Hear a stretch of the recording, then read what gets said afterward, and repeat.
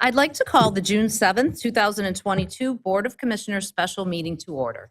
As always, we're going to begin with the Pledge of Allegiance. And this evening, our administrative assistant to the Township Manager, Deanna Logan, will lead us. I pledge allegiance to the flag of the United States of America and to the republic for which it stands, one nation, under God, indivisible, with liberty and justice for all.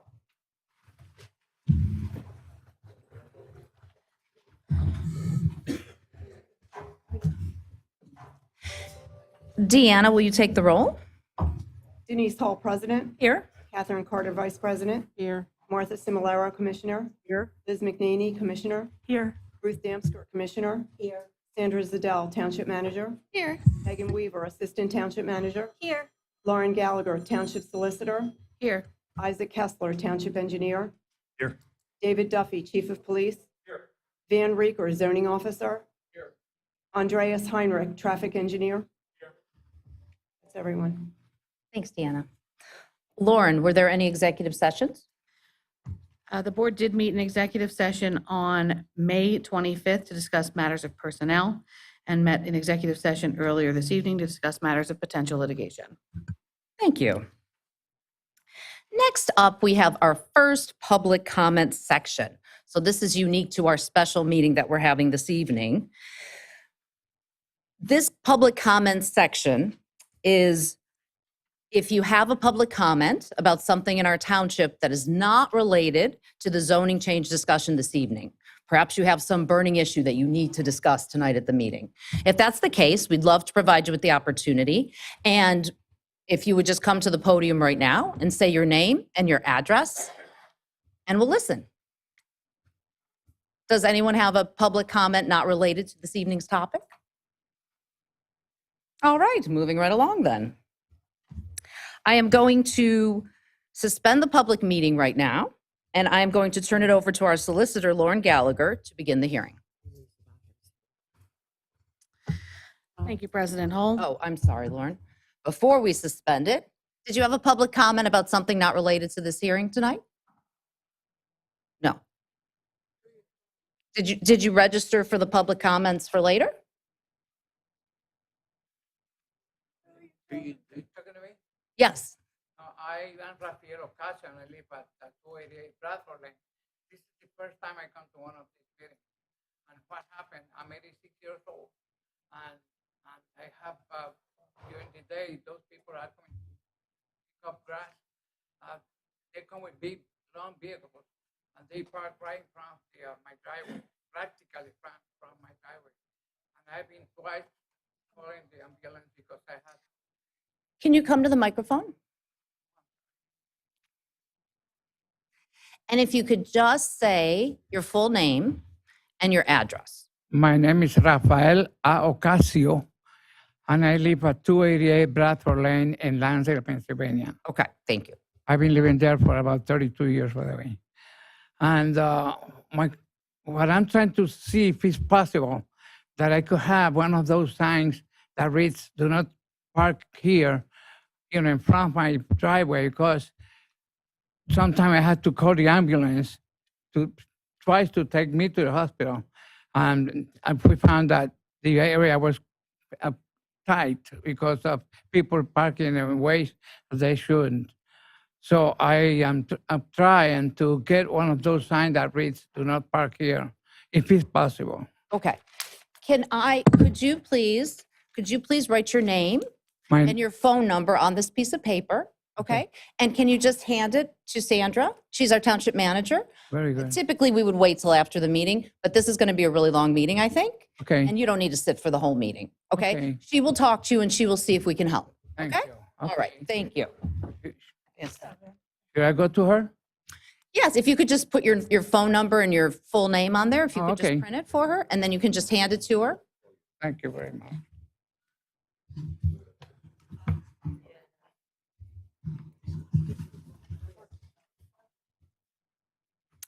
Also, if anyone has joined the meeting and they would like to speak later in our public comment section and they haven't registered, they haven't signed the sheet, feel free to do that now.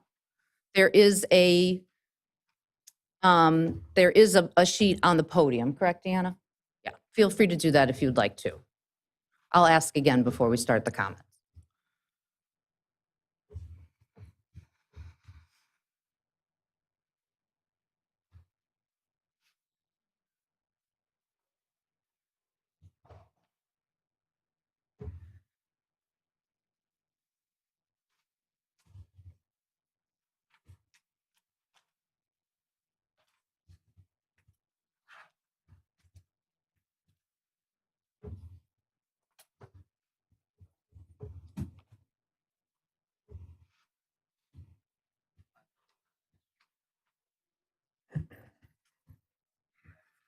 Thank you so much.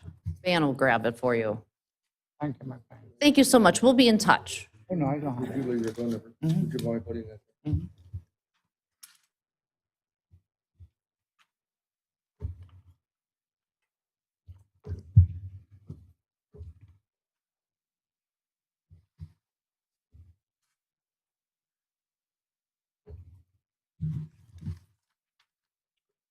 Thank you very much.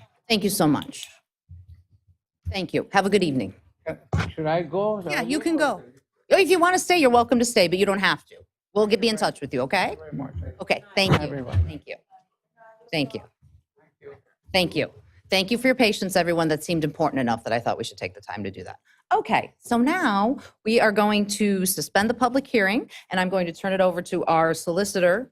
Excuse me, now we're going to suspend the public meeting, and we're going to begin the hearing, and Lauren Gallagher is going to do that. Thank you.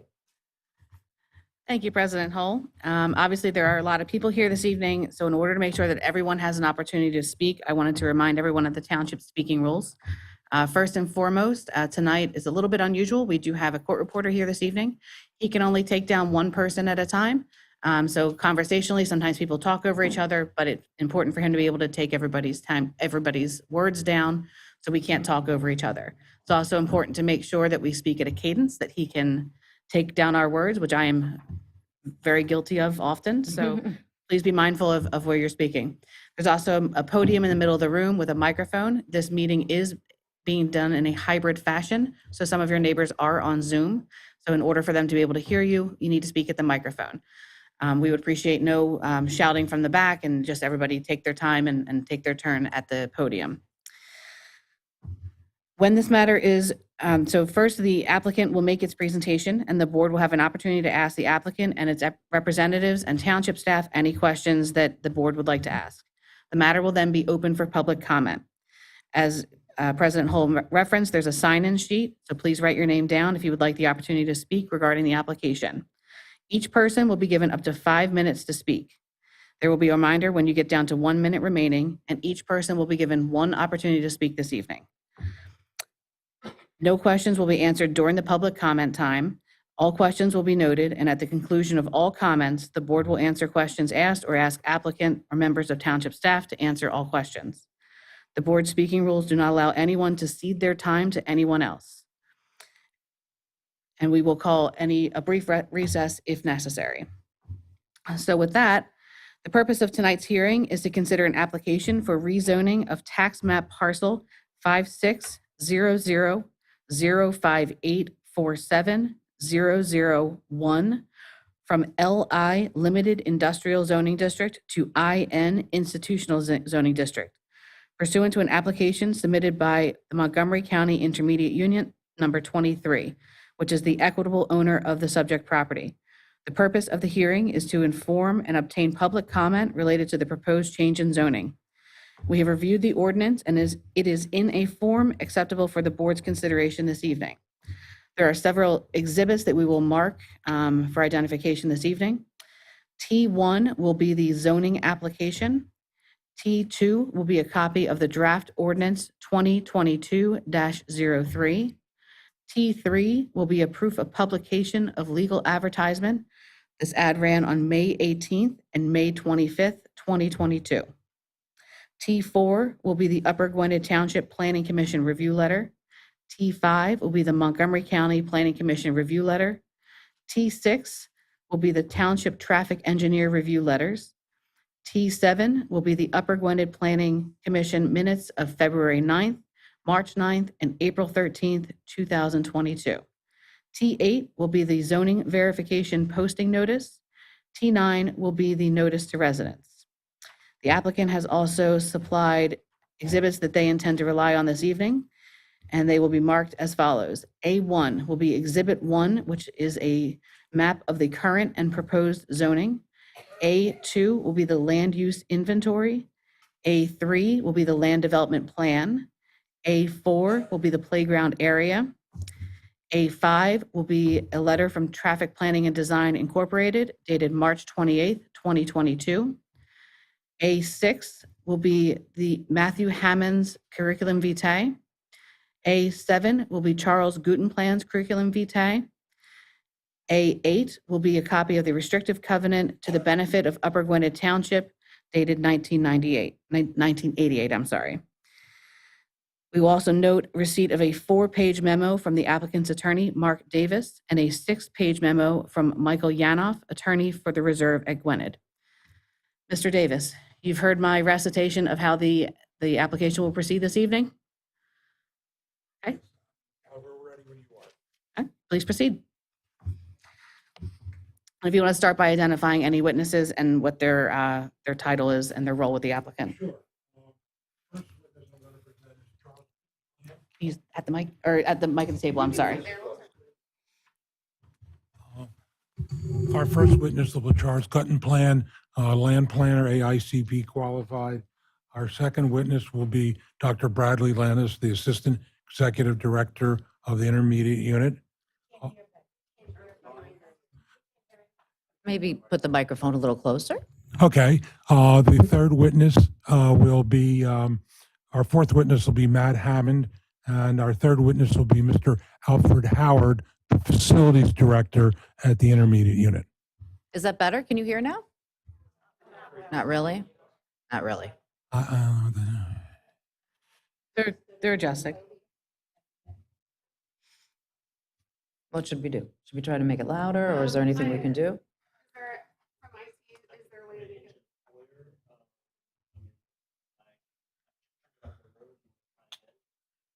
Sure, testing 1, 2, 3. Can you hear me? It's better. Okay, all right. Go ahead. I'll try to keep my voice up. Okay, You may have to remind me occasionally. okay. Mr. Davis, I think I can see what's happening. When you look down at your paper, you like gesture away from the microphone.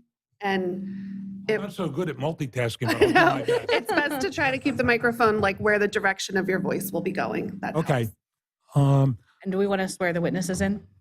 Well, okay, that's fine. If and I also want to swear in Tina Valletta, our legislative director, who may later answer questions. I'm not sure. So, Altogether is fine.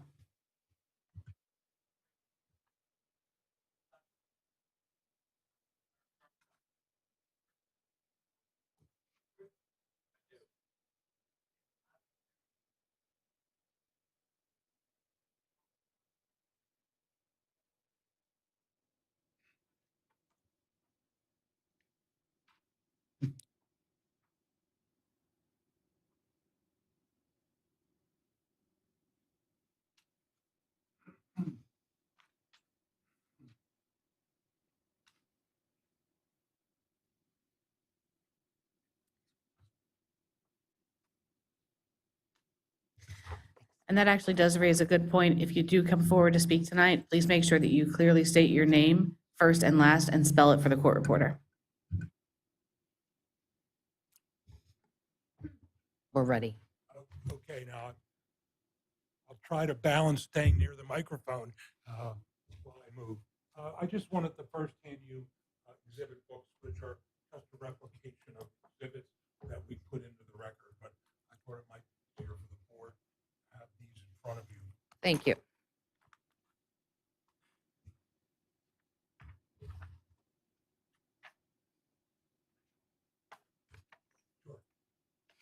Now, I have some extras for the audience you want. I apologize. They asked me to bring our big boards, and we miscommunicated. I do have some extras. That's okay. We have them available to pull up on the screen as well, unless you have something new, new to add.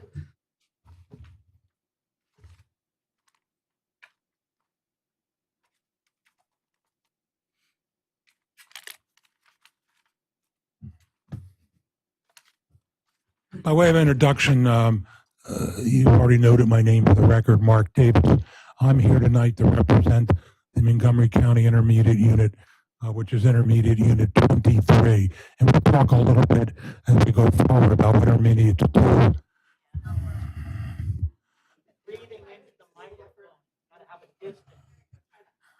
All right, is that better? I don't know, we can only work with what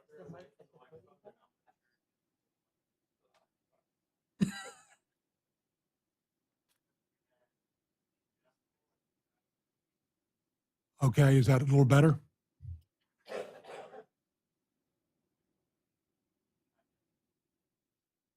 Hello?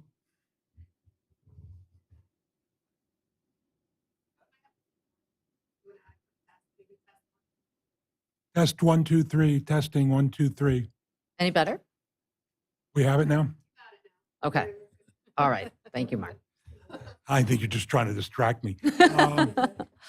As I started to say, that I'm here for the applicant this evening, and our request is, we believe, pretty straightforward. There's a property we have under agreement of sale on Morris Road that's identified for the record, and it is approximately 5.5 acres.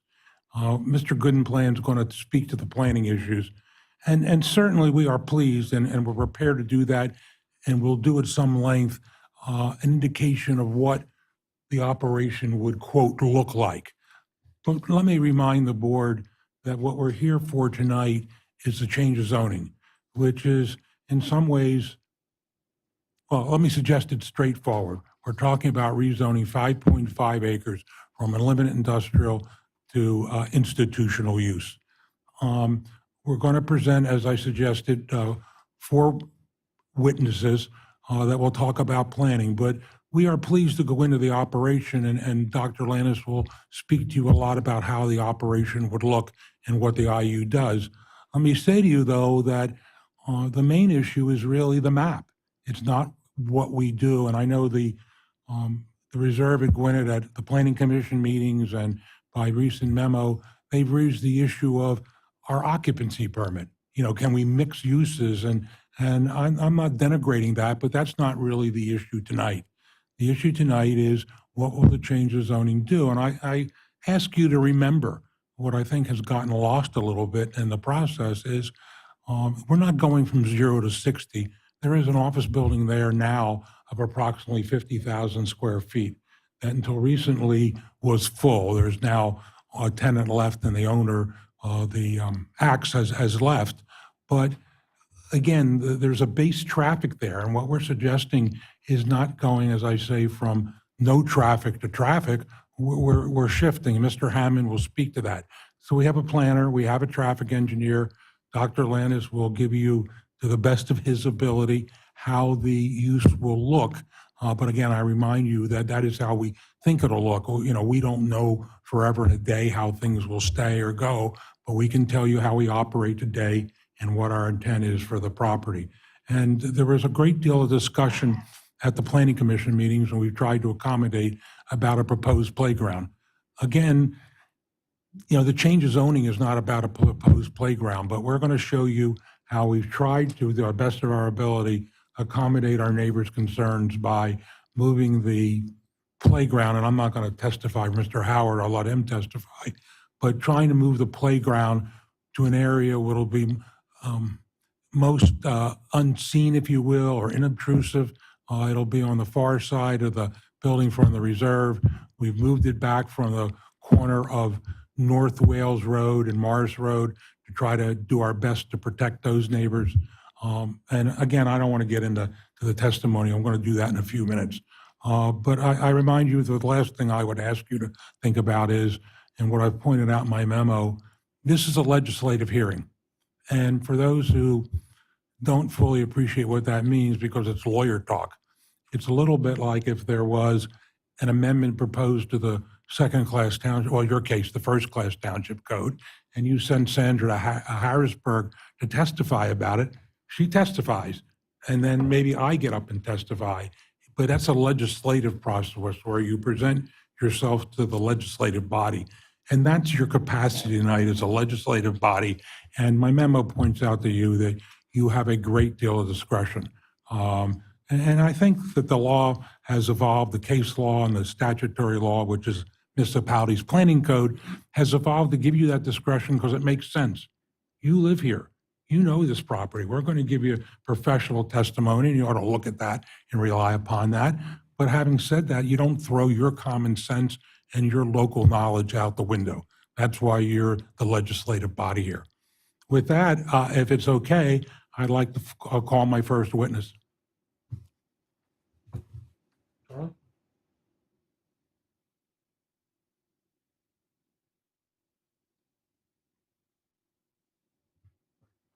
Give me my glasses. It's bad enough with this microphone. I'm lost.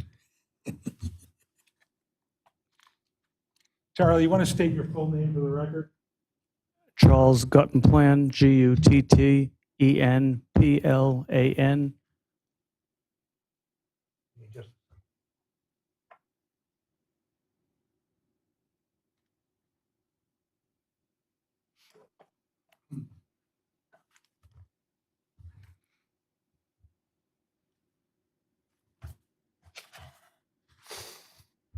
Mr. Goodenplan, what is your occupation? I'm a land planner. And tell us a little bit about your background, your education and your qualifications. Thank you. First of all, I'm an independent land planner as well as a planning and zoning director and zoning officer in White Marsh Township. I have a master's in urban and regional planning from the University of Pittsburgh. I have been in the land planning field in this region for almost 5 decades. I have worked at Montgomery County Planning Commission. I have been employed by Lower Merion Township as planning director. I have been an independent planning consultant in a small firm for 21 years, and I've been employed independently since 2013, and also as in my occupation at White Marsh Township since 2010. Did you tell us what an ACIP is and your qualification there, AICP? I'm sorry, could you please Your repeat that? qualification as a certified land planner, did you mention the American Institute? Yes, I'm certified by the American Institute of AICP, the American Institute of Certified Planners, which is an arm of the American Planning Association. It's the only national certification. I'm also licensed by the state of New Jersey, which is the only state that requires licensure for planners. Ever been qualified as an expert in front of any of these municipalities? Yes, I have been. On the third page of my CV, you'll see a list of representative places that I've been qualified for before, many of which are in southeastern Pennsylvania, and they include Upper Gwynedd Township, where I've testified before in front of the Board of Commissioners. Ms. Gallagher, being a legislative hearing, I don't know that I have to qualify him, but if you suggest, okay. I don't believe qualification is necessary, but we have Mr. Guttenplan's CV, so. Okay, very good. Megan, if you'd be kind enough to put Exhibit 1 up. And that would be, obviously, you're following along. It's tab 1 in the book in front of you.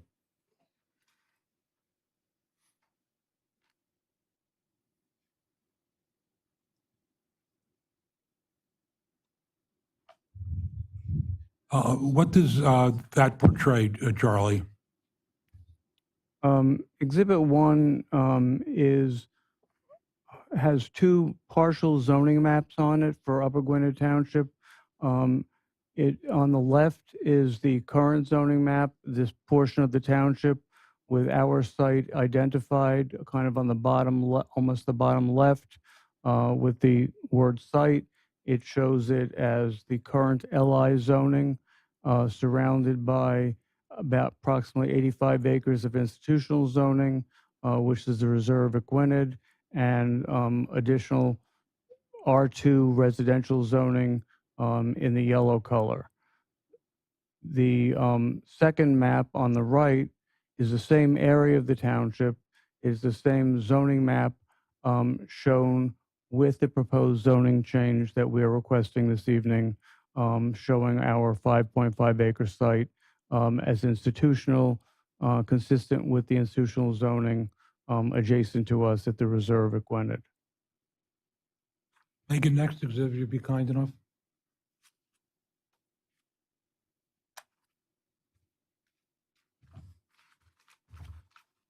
Charlie, would you be kind enough to indicate what this exhibit is portraying and what you're trying to elicit by this? This exhibit number 2 is the existing land use in the vicinity of our site, which is 375 Morris Road. Our site is shown again to the bottom left with the word site in it. It is shown in a pink color as representing its current office use. And the orange is the reserve at Gwynedd, the age-restricted community adjacent and surrounding our parcel. And then there are a number of major areas in yellow, which again are single-family residential, mostly consistent with the R2 zoning you saw in the last exhibit. And there are a couple of other uses slightly distant from our parcel, including one kind of isolated LI piece, light industrial piece, kind of to the north of us that is used industrially. Now, that leads me to my next question. The one property in the area that's not contiguous, although it's not contiguous, that's zoned industrial is used industrial. Is that correct? That's correct. It's approximately an 8 acre site and it's used as warehouse primarily. Okay. Now, the site we're talking about tonight, 375 Mars, how's that used? Currently as office. Approximately 50,000 square feet. Is that correct? That's correct. Okay. And as you understand it, based on essentially what the applicant and myself have told you, how's the current property used in terms of the breakdown of the property? I mean, you just indicated it's an office building of 50,000 square feet. Well, I guess what I'm suggesting is what goes on there? What happens there? As proposed or as currently, I'm sorry. Currently. Currently, We'll have Brad talk to the proposed use. currently it's used as office. There's a law firm currently in the building, and portions of it are not being used, formerly were office, but not currently being used. Okay. As a And sorry. what I was just going to add is, and the rest of the site primarily is parking and open space. Have you actually looked at the recorded plan? Megan, one more, if you'd be so kind. There you go. Thank you. What does this next exhibit, I think it's A3, portray? That's the record plan, the land development plan that was recorded to allow the 50,000 square foot office building to be built along with the associated parking and other improvements. It was recorded, I believe, in 1988, in the late 80s in any event. From a planning perspective, as a professional planner, do you have any comment about A3? I mean, is there anything remarkable about it, or is it consistent planning? Well, it's an office use. It's not a real light industrial use in the true sense of the word. It really is being used differently than the predominant zoning that it is currently. One thing you and I discussed, and I think we wanted to point out to the board, is the best way I can articulate it, does this property work by itself independently? In other words, in terms of a school or how the property's intended to be used, does it affect your opinion any as to the fact that the property has separate ingress and egress on the Morris Road? That's certainly an asset, I believe, for a property to be used this way, because traffic does not have to go through any neighborhoods to access the property. It has a well-established proper access which you'll hear more about from Matt Hammond later on. But yeah, Morris Road is a major arterial, and there are adequate accommodations for ingress and egress from the site. The proposed change of zoning from a planning viewpoint, do you find that consistent with what's going on out there? Meaning, when I say out there, about the neighborhood and this property, and particularly if you would point yourself to how you suggest it might or might not fit in as a school. It would be a very logical use and consistent with surrounding zoning. As you saw in the first exhibit, the zoning would be consistent with much of the zoning around us, and it would be a very logical use from the standpoint of compatibility, educational uses, schools in general, very often in residential neighborhoods, and aside from the one or two isolated non-residential parcels in this area, it is essentially a residential neighborhood. Some of it is age restricted, some of it is not. But even across the street in Worcester Township, it's a residential area. So it would be very compatible in my opinion. And again, at the risk of being redundant, not only is it compatible, but it has its own separate point of ingress and egress. Is that correct? As opposed to frequently schools or in residential neighborhoods using the same streets, albeit not a bad thing. This even has a plus of being, as I call it, independent working property. Is that correct? Yes, it's definitely an advantage for the property. Okay. Charlie, I don't know, you and I talked about the planning commission letters, but they were already been part of the record. So otherwise, do you have any other conclusory comments? Again, I think this, if I haven't said it clearly, I think this is a logical rezoning. I think it's consistent with the surrounding area. I would hopefully like to see it rezoned. I would recommend that the board affirmatively consider it because of its consistency with surrounding zoning and the surrounding uses. Thank you, Charlie. I don't know if the board wants to ask questions now or come back or how you want to handle it. Why don't you do your whole presentation and then we Sure. can ask some questions. Brad, it's your turn.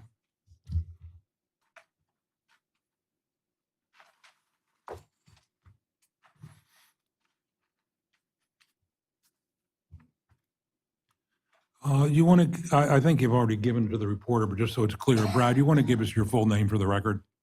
Bradley Landis. And what is your background? Again, we didn't give a CV for you, but give us your professional and educational background. I have a doctorate in educational leadership from Lehigh University.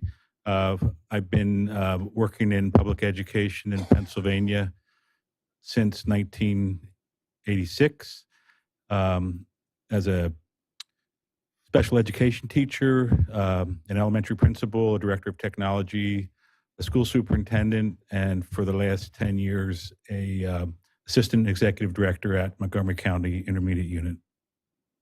And that's where you're employed now, is that correct? Correct. And you're here testifying on behalf of the applicant as a employee of the applicant, is that correct? Correct. Okay. Does the IU have this property under agreement of sale? And again, it's already at one of the township exhibits. I submitted with the zoning application, the agreement of sale. So is that a true statement? That's correct. Okay. What does the IU do? Explain to us and the audience, if you'd be so kind, to briefly tell us. And again, I want you to elaborate as much as possible, but draw the balance of brevity if you can do that. I mean, I don't know that we need to know everything about IUs, but I think the audience and the board should have the basics. Sure. IUs were created in the 1970s, intermediate units. There are 29 intermediate units across the Commonwealth, and they replaced the Office of County Superintendent. And so Montgomery County Intermediate Unit serves the entire county, Montgomery County. We provide technical assistance to school districts and non-public schools in the county in all areas of school operations, from business services to purchasing, to technology, to curriculum instruction and professional development. We operate school-age special education programs for districts when requested. And we also run early intervention, which is special education services for students aged 3 to 5 years old. We run Head Start programming and pre-K counts programming, which is educational services prior to entering kindergarten for children ages 3 to 5 years old as well, those with economic disadvantage. And focusing on this, first of all, let me ask you, how many other facilities do you operate at? We have 3 buildings that we own, with title being held by Pennsylvania Public School Authority. But we have sites for our programs all over the county, some in school districts, school buildings, church basements, YMCAs, daycare centers. We try and provide service as close as we can to where the students are coming from, since Montgomery County is a big county, and we want to minimize travel time for these children. And on this site, what demographic of children or demographics, I think there's multiple constituents here, would you propose educating and providing services to?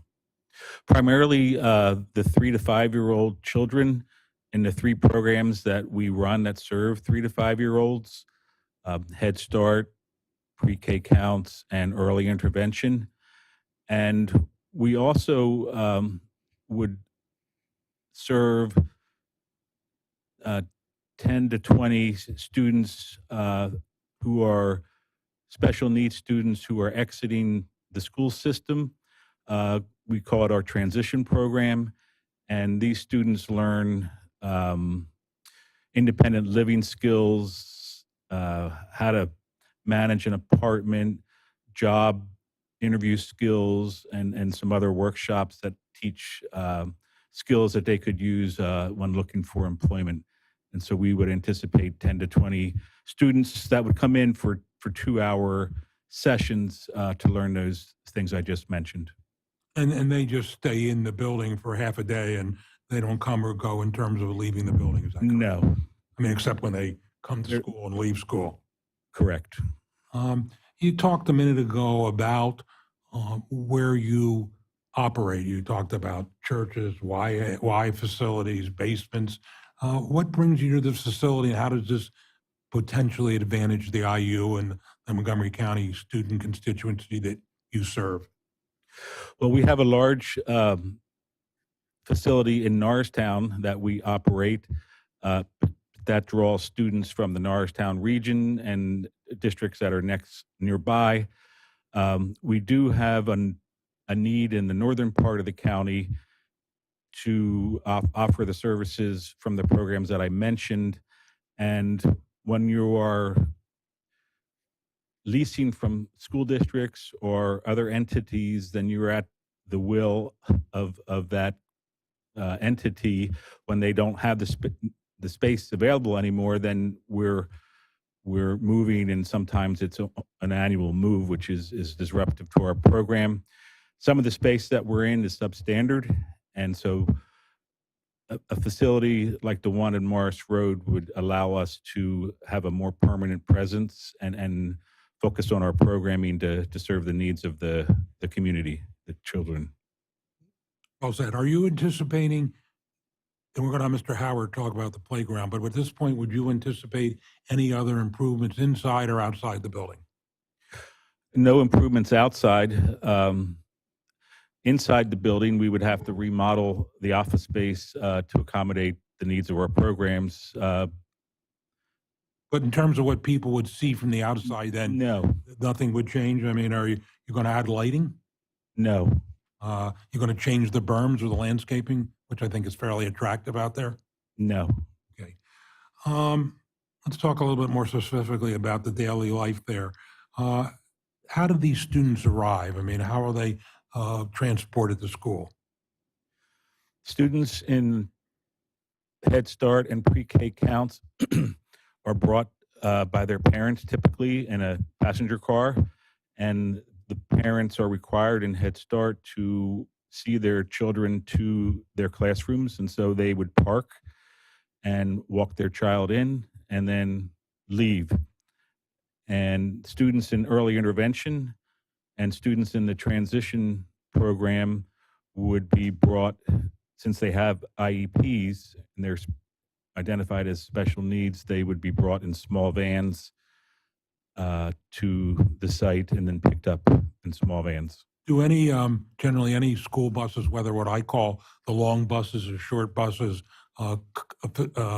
accommodate or bring children to the site? No. Okay. Talk a little bit about your hours of operation. Our programs are staggered, the start and stop time. So at any one time, there's only one program that's arriving or being picked up. The earliest children are dropped off around beginning at 8:00 a.m. And the last group would be out of the building by 3:45, the children, and staff would arrive typically a half hour before, so 7:30, and would leave typically a half hour after the last students are gone, so 4:15, 4:30, we would be finished for the day. And how many staff members you just would estimate would be on site? At any one time, between 20 and 25, depending on the needs of the students and whether or not they have independent assistants working with them, and that's driven by their IEP. Okay. The use of the building, I think Mr. Guttenplan indicated that it's currently was, or prior to this, I think the owner has left, but there were essentially two users of the building. Is that correct? The law firm and the Axe facility? Correct. And what do you intend to do with the current lease space if and when it becomes available? And currently there's a lease, which you're certainly going to have to honor, but when that space becomes available, which is approximately, I think, 20,000 square feet, what would be your intent in terms of that portion of the facility or that much square footage? We would welcome the current tenant to stay on if they desire to do that. And if they do not desire to stay, we would look to find another group that would want to lease our space. That would probably be office, is that correct? Most likely office space, correct. I think you already suggested, but let's be clear, what students or what community is served or will be served by this facility? Students from the northern part of the county, which would be North Penn School District and Satterton School District.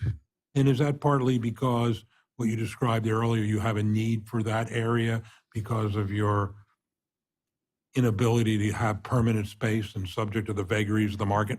Correct. All of our programs operate in leased space in the northern part of the county. Do you have any, what is your summer use there?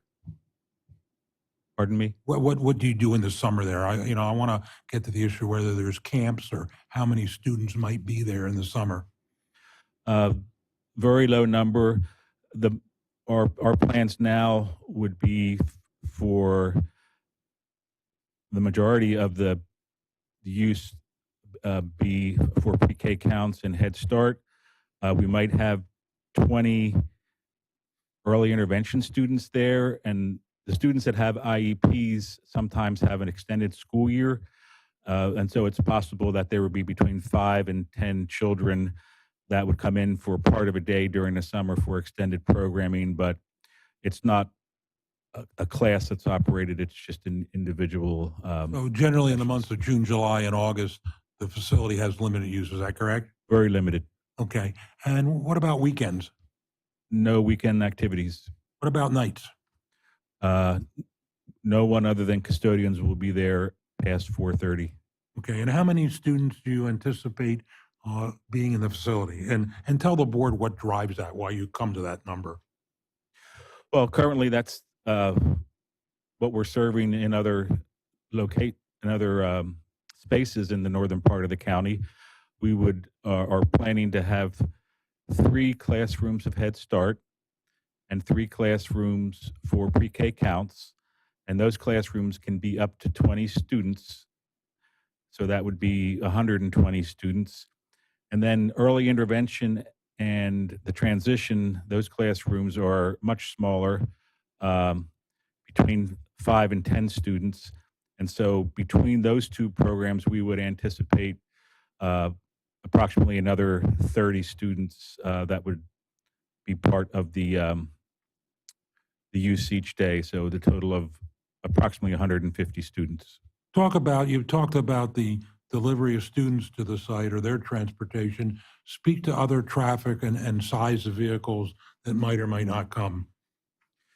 It would be very typical to what goes in and out of an office building. We would have, FedEx deliveries. Once per day, we would have a van that would deliver the meals that would be served at lunchtime, and that would come in a van. And other than that, it would be nothing that a typical office building wouldn't experience. There's nothing about your use that requires tractor trailers or a steady commercial flow of commercial vehicles. No. And you talked about lunch. Maybe we should suggest to the board, is there currently a cafeteria on site? There's a staff cafeteria on site, but it's And so not. they got deliveries, did they not? Yes, And now instead of having those food deliveries and purveyors, you'll simply deliver the lunches in the van. correct. Okay.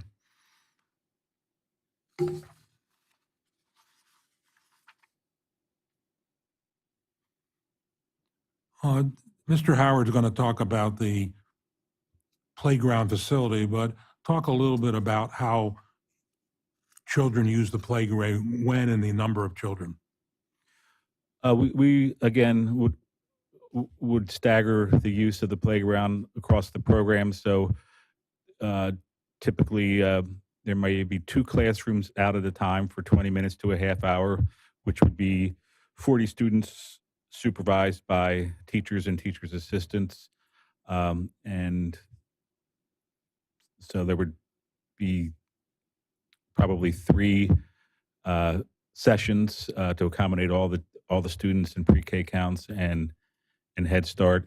Early intervention does not typically have an organized recess where they're all outside at the same time based on the needs of the students. It doesn't work that way. And those older students do not go outside, is that correct? Correct. I don't have any other questions of this witness at this point. Okay. We ready to move on? Yes, please go on. Alfred?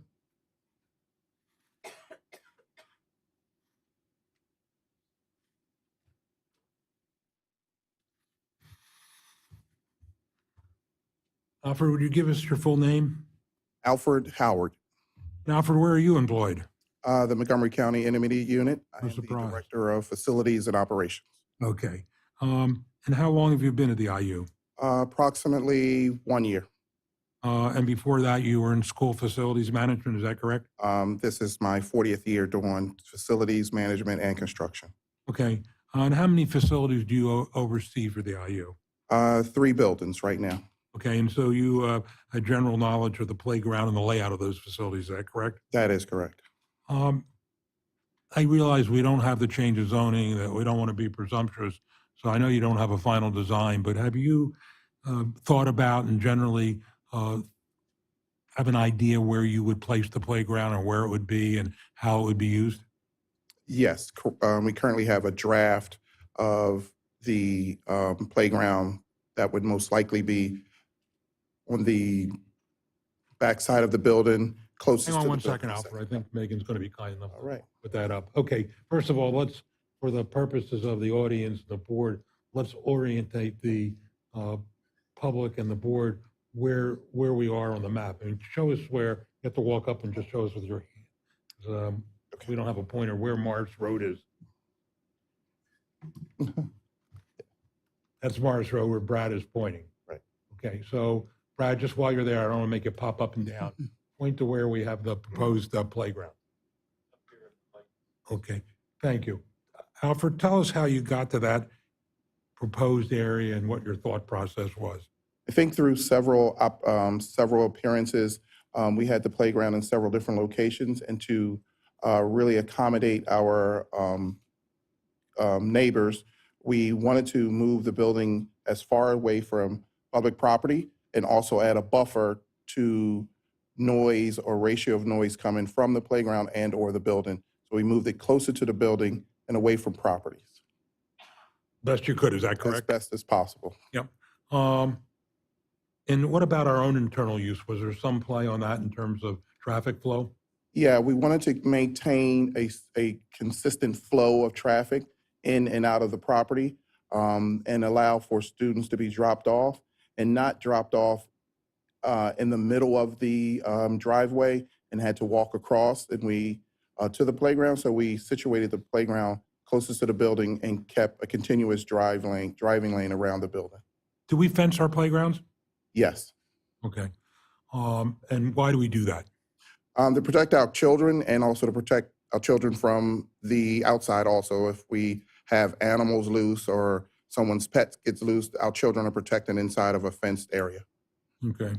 And the exhibit portrays at least your initial idea of how you might work the playground. That is an initial draft, yes. I don't have any other questions. Matt, it's your turn. You awake back there?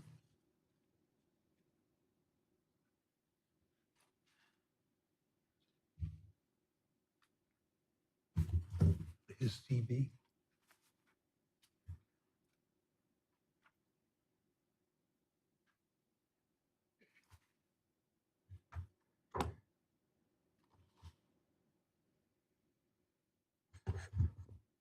Okay, I just want to be clear, Lauren, when you introduced his report, you gave it the original date of March 28th, which is absolutely correct, but it is revised as of April 5th. So I just want to make sure we all refer to the same one because there was an earlier draft submitted to the township. Certainly. Matt, want to give us your full name for the record? Sure, it's Matthew Hammond, Hammond. And Matt, where are you employed? I am employed at Traffic Planning Design as the Executive Vice President. And what areas do you service?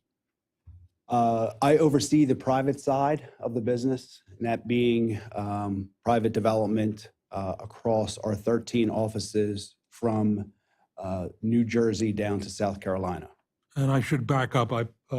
We have your CV up. You want to talk to the board briefly about your credentials? Sure. I have a bachelor's in science from Drexel Engineering. I'm a licensed professional engineer in the state of Pennsylvania, as well as 7 other commonwealths. I have been at Traffic Planning Design since 1995. I've worked on hundreds of projects over my career, similar to this, as well as anything ranging from residential to commercial to convenience, everything in between. And did you tell me parenthetically, and I'm not sure, it's just an anecdote, that because of the need to visit the law firm there, you've been on this site multiple times outside your employment for this project?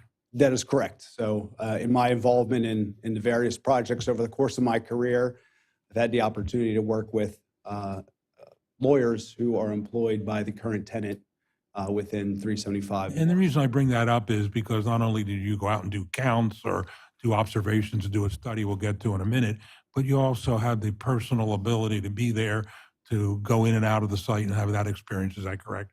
That is correct. Okay. And specifically, what were you employed to do for the IU? I was employed to analyze the existing site as well as the site as proposed with not only the existing office tenant, but also the proposed use, and look at it from a traffic perspective, ensuring that the driveway that currently exists for the property would operate in a safe and efficient manner. And let's talk about the micro level first. we had up at one point, and I don't know if we want to scroll back, Megan, if I can impose upon you to go back to the recorded land development plan. I think it's 3 or 4. I'm sorry. Almost. Right there. There you go. Pop. Thank you, Megan. Did you take a look at the property and the proposed flow of traffic and what you've observed out there from looking at this plan and also from your personal experience? Yes, I did. And do you have an observation or an opinion on the site, how the traffic works? I do. And would you be kind enough to share that with us? Sure. I think most of my opinion, or all of my opinion for that matter, is based on a subsequent analysis that was completed for the property. I believe that's exhibit A6, I believe it is. All right, 5, I'm sorry. And I'm Tab going to have Mr. Hammond summarize. This is like a 20-page traffic report with, I think more than that, with traffic counts and visuals, and I don't know how to present that except let him tell us about it and summarize. Matt, why don't you talk to us about what that traffic study says in a summary fashion? Sure. So as mentioned, we have completed an analysis of the facility, focusing a lot of our attention on the operation of the existing access point. As I'd mentioned, there was an initial analysis that was completed back in February that essentially looked at the site from a 35,000-foot view, kind of the amount of traffic that would be generated by the proposed site, the amount of traffic that's generated by the site if it were reoccupied as an office use, and then comparing those two during peak hours. And it's something we as traffic engineers look at the peak hours of traffic. The theory is that during the peak hours, if you can make the intersections or the driveways or whatever it may be operate in a safe and efficient manner during off-peak times, they will also continue to operate in that fashion, being that traffic is typically less intensive on the roadways. So we completed that initial analysis. We submitted that analysis. An analysis was reviewed by the township's traffic engineer, Mr. Heinrich. Mr. Heinrich had provided a review letter outlining a number of comments, and a lot of those comments related to the additional information that he was seeking. Now, we'll go through that letter sort of line by line. Yeah. But, Yep. but the interim, That was the first review letter that we've received. okay. And that review letter was essentially the basis for the exhibit that's shown on the screen, the traffic analysis that was done in April of 2005. And a quick summary of that letter essentially took into account traffic counts on Morris Road, albeit that at the time the analysis was completed, Morris Road was closed. So we had to utilize historical data. That historical data that was utilized was coordinated with the township traffic engineer. That data was then increased to account for growth over the course of the years. We also went out and conducted counts at an existing intermediate unit facility operated by Montgomery County. That was located at 1605 West Main Street in Norristown. That facility was larger, it's approximately 88,000 square feet, has about 350 to 400 students. But because there aren't databases, so to speak, that provide for typical traffic volumes that you would find at these type of uses, we felt it appropriate to count a similar type facility and utilize that as the basis for the amount of traffic that could be generated at this facility. We then looked at, again, the existing conditions on Morris Road. We looked at the traffic associated with the existing office user within the building that occupies about 20,000 out of the 49 or 50,000 square feet. And then we also added on top of that the traffic that we anticipate associated with the 150 students based on those existing counts that were completed at the other facility I mentioned. We then analyzed the driveways in accordance with some of the requirements outlined by Mr. Heinrich in his review letter, as well as typical PennDOT requirements, because I'll remind everyone that Morris Road is a PennDOT road. So anything that's done on that roadway would need to, or any changes for that matter, that are made to that roadway or the access associated with that roadway need to be approved by PennDOT. So again, looking at the existing access point, taking into account all of those items that I mentioned, we analyzed the driveway and provided for what's called levels of service. A level of service is basically a way that we as traffic engineers are able to grade an intersection, basically determine how it operates. And the levels of service range from level of service A, as in Apple, to a level of service F, as in Frank. Similar to the grades that you've received in school, hopefully all levels of service A, but similar to the grades that you would find on a report card, A being the best, F being the worst. What we found is the overall intersection itself, and when I speak of intersection, I'm talking about the driveway at 375 Morris Road and Morris Road, operated at an intersection level of service A. What that means is when you take into account all the movements, the left in, left out, right in, right out, the through movements on Morris Road, the intersection operates at an A. When you look at the individual movements associated with the driveway, all movements operate at a level of service D as in dog or better. And that D existed during the PM peak hour coming out of the driveway. Now, one of the things I probably failed to mention, just to clarify, when I talk about peak hours, there are 3 specific time periods throughout the course of a day that we analyzed. The first one being the AM peak hour. So we look at the traffic volumes between 7 and 9 a.m. and determine the one highest hour of traffic during that time period. And that's what we used to analyze the AM peak hour. Because typically that's coincides with commuter peaks, people going to work, going to school, those type of things. We also typically look at the PM peak hour, and that's the one highest hour of traffic between 4 and 6 p.m. Again, coinciding with travel patterns to and from work and after school activities. But because this use is unique in that it is a school, we looked at the school peak, the afternoon peak, and that's the one highest hour of traffic between 2 and 4 p.m. So as Mr. Landis had talked about before, he had talked about how the hours of the school and the majority are of the students are dismissed, in that 3 o'clock time period. So we looked at those 3 various time periods.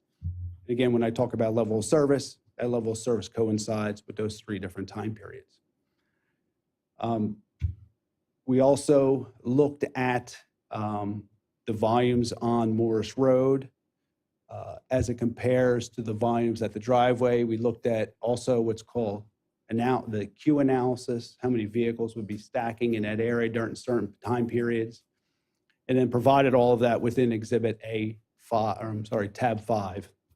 That study was then submitted to the Township Traffic Engineer for review to address a number of the comments that he had outlined in his original review letter. Matt, let me interrupt you for a second. I don't know if it would be handy for the board. I should have had you. Your report's in here, and the board has a report if you want to specifically refer to pages. I'm not suggesting you do.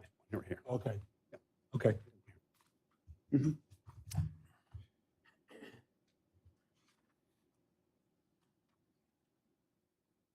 I interrupted you, but I think you were talking I think about. I was done. Well, you want to talk about what you found at the peak PM rush hour in terms of what happened to the traffic? Sure. So I guess one important point in all of this is that this use, and when I say this use, I'm talking about the intermediate unit, because this is the larger tenant of the building, obviously it generates the bulk of the traffic associated with this property.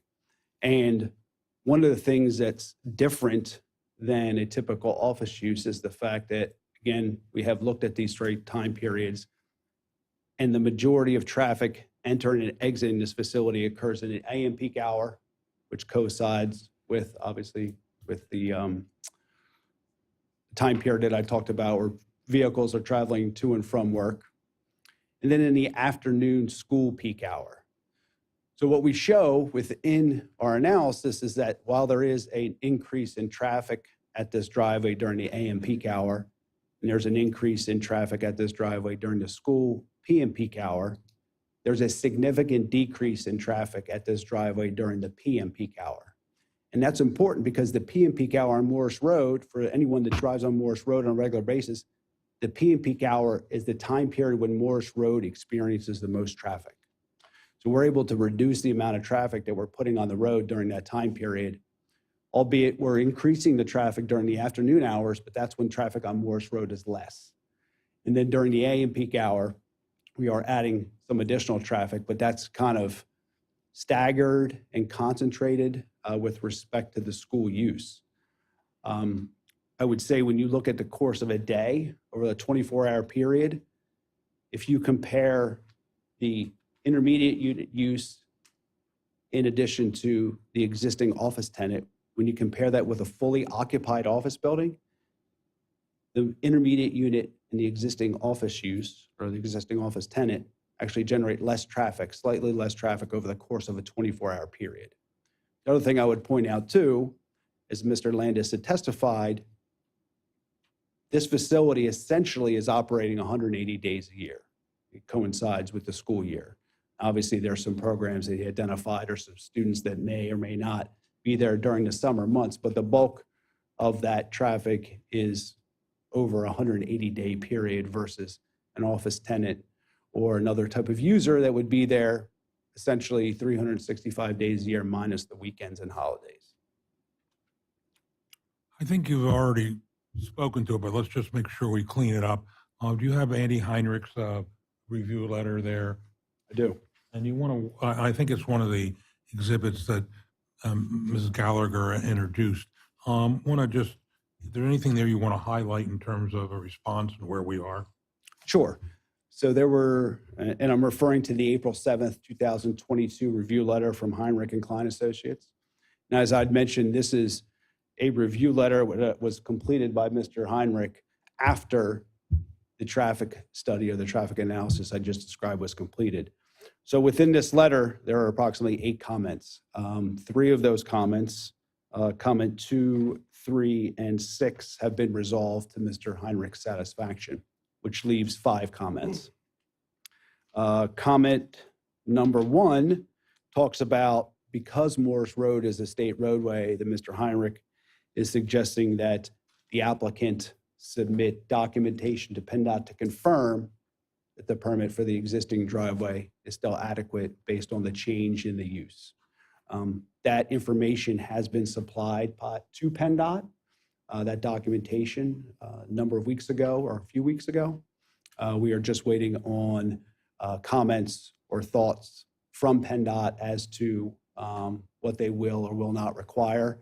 I would point out that because it is a state road, that we will need to comply with any comments we receive from PennDOT in order to have the ability to maintain access to and from the state roadway. Number 4 talks about evaluate the driveway and internal circulation for the appropriate design vehicle. And I think as Mr. Landis, or Dr. Landis, I'm sorry, had testified to, there are 4 types of vehicles or 3 types of vehicles that have visited the site on a regular basis.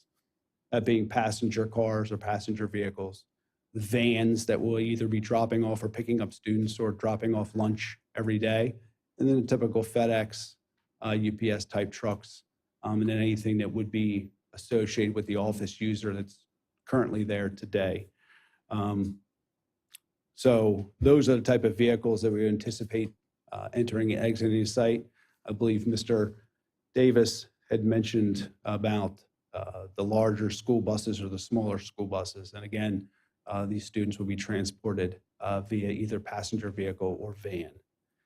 Comment number 5 is probably what I'll say the meatiest comment that is out there. And that again, really relates to PennDOT.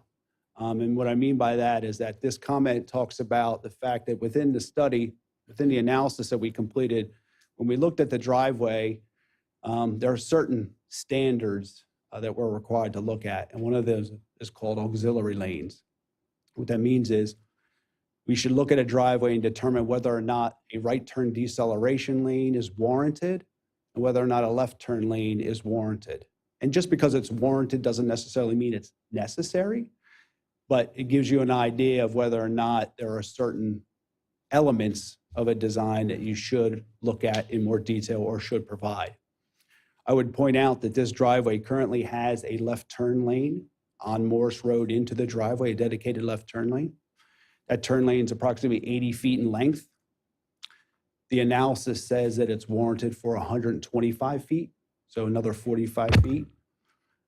However, the way that it exists on Morris Road, there is a dedicated 80-foot left turn lane going into the driveway, and then right behind it is a center left turn lane. If you're familiar with that, it's essentially allows people to make a left in either direction in the middle of the roadway.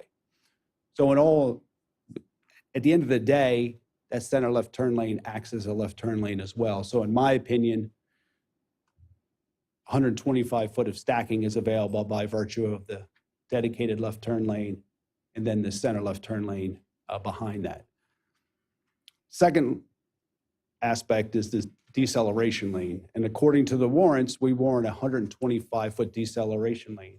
But that warrant is only met during the AM peak hour of traffic. So it's the morning when people are coming to and from the east, making a right turn in.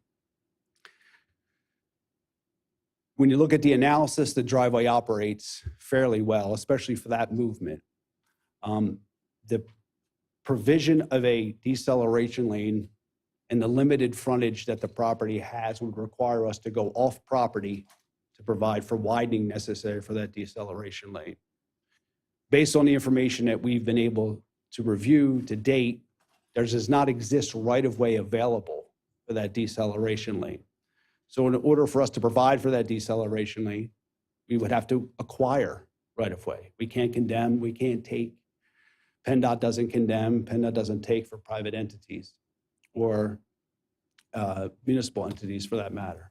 So we would need to acquire right-of-way in order to effectuate that deceleration lane.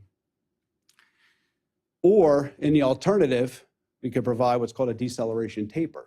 And essentially what that is taking a tapered area before the driveway. It serves sort of like an area for a vehicle to slow down when making a right turn.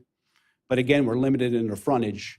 Typically, when you provide a decel taper, the length of that decel taper should be about 100 feet. We have about 50 feet of frontage right now. So again, likelihood is that we would need to acquire right-of-way from the adjacent property owner reserve at Gwynedd in order for that to happen. And I think without asking, I would know the answer to that request. So that information, again, that was what the warrant say. That doesn't necessarily mean that that's something that we need to provide. However, all of that information was sent to PennDOT as part of that submission I mentioned earlier for PennDOT to look at, evaluate, and determine what they feel is appropriate. Because again, whatever PennDOT feels is appropriate is ultimately what we'll have to provide. So that was comment 5. Those two aspects were included in that comment. Comment 7 talks about the parking requirements for the proposed facility. I believe was there testimony from Mr. Gutplan? It was not. No, there was not, but we will obviously have to meet the parking ordinance. There is reserved parking there, and also our calculation indicates that we still have enough spots even if we take a few spots for the playground. And then the final comment, comment number 8, talked about the location of the playground. And I believe Mr. Howard had just testified as to the revised location of the playground and the genesis behind its location. Those were the comments that were in Mr. Heinrich's latest review letter. So essentially, they're all will comply or have been addressed so far today. Or PennDOT will ultimately control, is that correct? Correct. Will comply in that Yeah, we we'll have do made it. application or we have submitted documentation to PennDOT for their review and ultimate approval or recommendation as to what we need to do in order to obtain approvals. Thank you, Matt. Welcome. We're going to take a brief recess. Okay? Sure.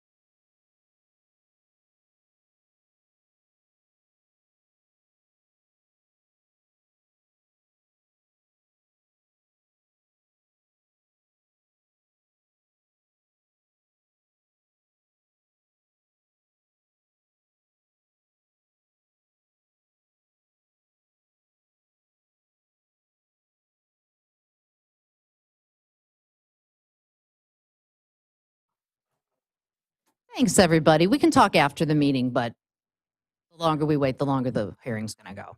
Okay? All right. So, Mr. Davies, where are we?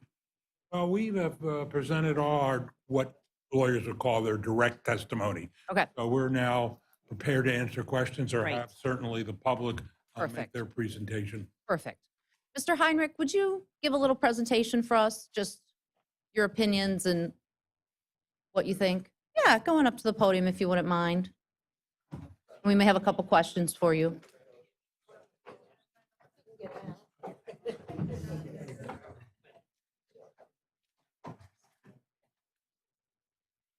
And if you could just state your name and your title. My name is Andreas Heinrich. I'm traffic engineer with Heinrich and Klein Associates Incorporated, and I represent the township. Not a whole lot left for me to say. At this point, we've reviewed the information submitted by the applicant on 2 occasions. We've made some requests, and they've pretty much satisfied most of our concerns. The big thing right now is, as Mr. Hammond stated, it is a state, Morse Road is a state highway, so a lot of what we have discussed will be up to PennDOT to decide in terms of how the driveway will or will not work. So we've made the request, and they've apparently made the submission to PennDOT, and we're waiting to hear what they will come back with. The one comment that we had outstanding was to have the playground be moved adjacent to the building, and it appears that is what their latest working plan is, that is indeed what they're proposing to do. So overall, most of our comments have been satisfied, and we're basically waiting for PennDOT to finish up the remaining details. Great. Does anybody have any questions from the board that they'd like to ask our traffic engineer? No? Okay, my one question was, what percentage of traffic increase would there be if the intermediate unit was to move in? Honestly, I don't have the details of those Matt, numbers do you at have my that answer for fingertips. us? Sorry. Okay.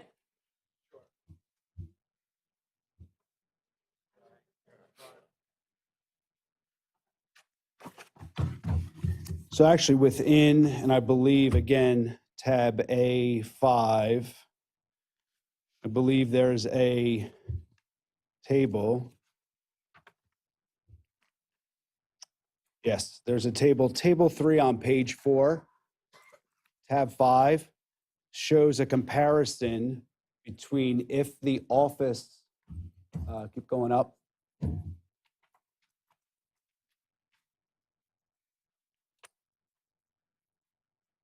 There we go, perfect. So what this table shows is a comparison if the office was at full occupancy, which you'll see at the first part where it says office, and then immediately underneath there is a full occupancy office/MCIU. And what that is, it shows the traffic or the trip generation comparison between those 2 options. So what you'll see is in the first section of rows, the office/MCIU use would generate 35 less trips over the course of a 24-hour period when you compare it to an office use at full occupancy. During the weekday AM peak hour, that peak hour I talked about, 7 to 9, it would provide or generate 41 more new trips. And when I talk about a trip, and I don't know that I clarified this before, when I talk about a trip, a vehicle entering a driveway is 1 trip, that same vehicle exiting the driveway is a 2nd trip. I don't want anyone to necessarily always equate trips to vehicles, but it is 41 trips that would be added to that driveway or that roadway during the AM peak hour. During the school PM peak hour, again, when most office uses aren't really seeing a lot of traffic in and out between that 2 and 4 time period, you would see 52 additional trips if you're looking at the building of the office and MCIU versus a fully occupied office building. But as I mentioned before, probably one of the more important aspects of this, putting aside the fact that it generates slightly less traffic over the course of a day, is during the weekday PM peak hour when traffic is heaviest on Morris Road, the Office and MCIU use would generate 42 less trips than the full occupancy of an office building. So less traffic will be generated during that critical time period, during that PM peak hour. So would you say it's about a 2% traffic increase? So when you look at it over the course of a day, it's a 0%. It's actually a negative. It's a decrease. It would be a decrease. like Right, so if you look at that first area where it says average weekday at the top, Yes, so you'll see that when it says comparison underneath there, that's the comparison of the weekday. okay, And what that's showing is that the proposed use, the office and the MCIU generates 35 less trips than an office, fully occupied office building would over the course of a day, okay, right? So over the course of a day, I mean, it's tough. When you look at the day, it generates less. In the AM peak hour, it generates more. It generates, if you were to look at the fully occupied office building at 91 trips, the proposed use generates 132 trips, so that's a 50% increase, right? Give or take. And then during the PM peak hour, there's actually a, what's that, a 40% decrease in traffic during the PM peak hour when you look at the proposed use versus the fully occupied office building. Just to remind everybody that the court reporter is trying to take things down, so when there's comments from the audience, it makes his job very difficult. Please just try and keep one person at a time. Sorry, my microphone was not on. Okay, That- great, thank you.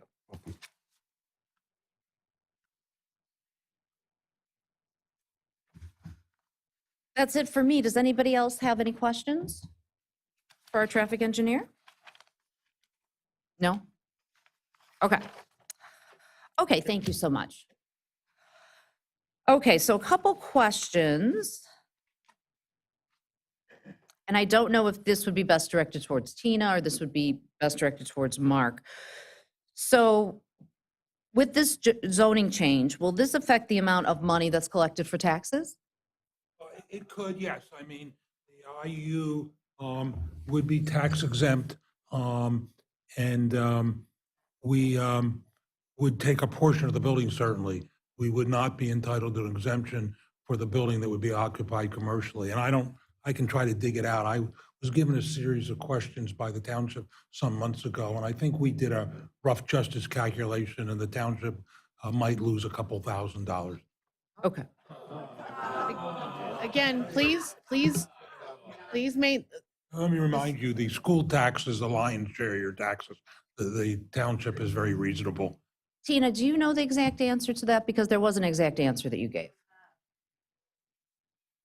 You don't right now? Okay. Okay.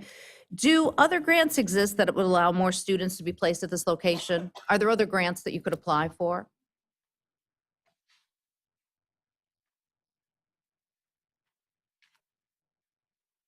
Yes, there's grants every year that come out that we could apply for. Okay. So you could apply, so you could have twice as many kids next year or 3 times as many kids based on the amount of grants? Well, there's a certain square footage that we need per classroom for these children, and I think Matt mentioned that the 85,000 square foot building in Norristown holds 400 students, so that's 30,000 square feet larger than this building. So there would be a limit to what could be. So what is the limit to the amount of children that you would hold? The maximum, yes. The What's maximum? for this specific building? We haven't made that calculation. again, I'm going to ask everybody to please wait their turn Yeah, to speak. And Yeah. everybody's going to have a turn to speak. the We're making the court reporter's job very difficult, and the board is trying to gather information here. So please wait your turn to speak. so because of the diversity of the students that are in that building, we can put 20 students in a pre-K counts classroom. We typically have 5 students in a full-sized early intervention classroom, and the transition students utilize large areas set up as apartments or job sites, which there might be 5 kids and half of the third floor. So it's really almost impossible to give you an honest estimate because we don't know what students would be growing there if we did grow. Go ahead. Hi, I'm Tina Valetto, Valentina Valetto. I don't have the exact answer. I have to look it up with regard to the tax issue, but I can say with regard to grants, we see grants for funding. However, when it comes to maximizing the number of students that would be serving, pre-K counts as a state-operated grant program. It is limited in nature by the state as to the number of students that would be eligible for us to serve. And every year, there's funding that's dependent by the state legislature. So we are really dependent on what the county will receive in terms, when I say county, the Montgomery County IU would receive in terms of service of pre-K counts, classrooms, and number of children. And then looking at the catchment area. So it gets divided up even more so spread out across the county. So it's, even if we had an increase in a number of seats, it wouldn't necessarily be in that particular catchment area. Same with Head Start. If we increase a federal program with a number of seats, those seats are dependent upon the indication from the federal government as to the number that we are able to serve. So And for those 3 programs, you don't see a drastic change in numbers? well, currently, under the way our state legislature has funded pre-K counts, we are lucky if we remain stable in funding each year. But a significant increase isn't anticipated statewide for pre-K counts, even though, you know, there's obviously a need for pre-K education for children. And as far as Head Start programming goes with the federal government, we don't see a significant increase in that as well. For early intervention, the students come and go dependent on their need and the analyzed need of service that we provide. But even that is a flow and ebb based on year to year. The ages coming in, coming out. Some years we have, greater need, greater students, but again, dependent on the catchment area. And so you have these 3 programs, Correct. pre-K starts, Pre-K counts, pre-K counts, Head Start, correct. and the early intervention. Early intervention, correct. So my question about the grants was, are there other programs that you are applying for that you would like to place in this building? Like, do other programs exist? Other preschool programs? We do not anticipate, and we have our CFO, Sandra Edling, here. I'm not aware of any attempt to obtain grants to increase the number of students. We are successfully running the programs that we have. That would require more staffing, and as we know, there's in education staffing shortages, so it would be very difficult to then increase the number of programs that are available. But those are the main preschool education grant programs that are available and that we are eligible for. Okay. And so let's say you do get the zoning change and it does happen and you have the school there. Is there any possibility that down the road in a few years, you might look at this building and say, you know, we don't want it to be a preschool anymore. We want it to be a high school. We want to focus on high school kids. The Is that Montgomery something that we just don't understand how that all works. So we're just trying to understand. So the Montgomery County Intermediate Unit is not a school district. Okay. It is an educational service agency, as Dr. Landis indicated, that we were formed by the legislature to serve the needs of students, particularly those with special education needs. We support the school districts and our non-public schools with their students K to 12. However, the pre-K education is not an obligation of the school districts. That is an obligation that the state has to provide service to children below age 6. So we have birth to 3, which is under the Health and Human Services budget. That is a separate non-educational program for students with disabilities at a very young infancy age. Then there's the 3 to 5 age, which is the age that the Commonwealth contracts basically with the MAWAs, and we are a MAWA, to provide these services for early intervention to prepare them for school. But we cannot start high school. We are not a school district. We are not a public school. And therefore, if we do anything that pertains to high school age students, it would be in regard to job training, similar to what Dr. Landis described with our transition program. And those are our older students who have a disability that need those life skills training. And that's what we provide. But we wouldn't decide to operate a school like a high school. Okay, well, or a program that would help high school students who were special needs or had some challenges. But then those programs are offered by the school district, and they do a lot of their own in-house programming for Okay. students with special needs because they try to include them. Right, So in the least restrictive environment, and the least restrictive environment would be with students of their age group that are not disabled children, and therefore they would be included in the school district day-to-day setting. This would be a more restrictive environment to be in an IU program.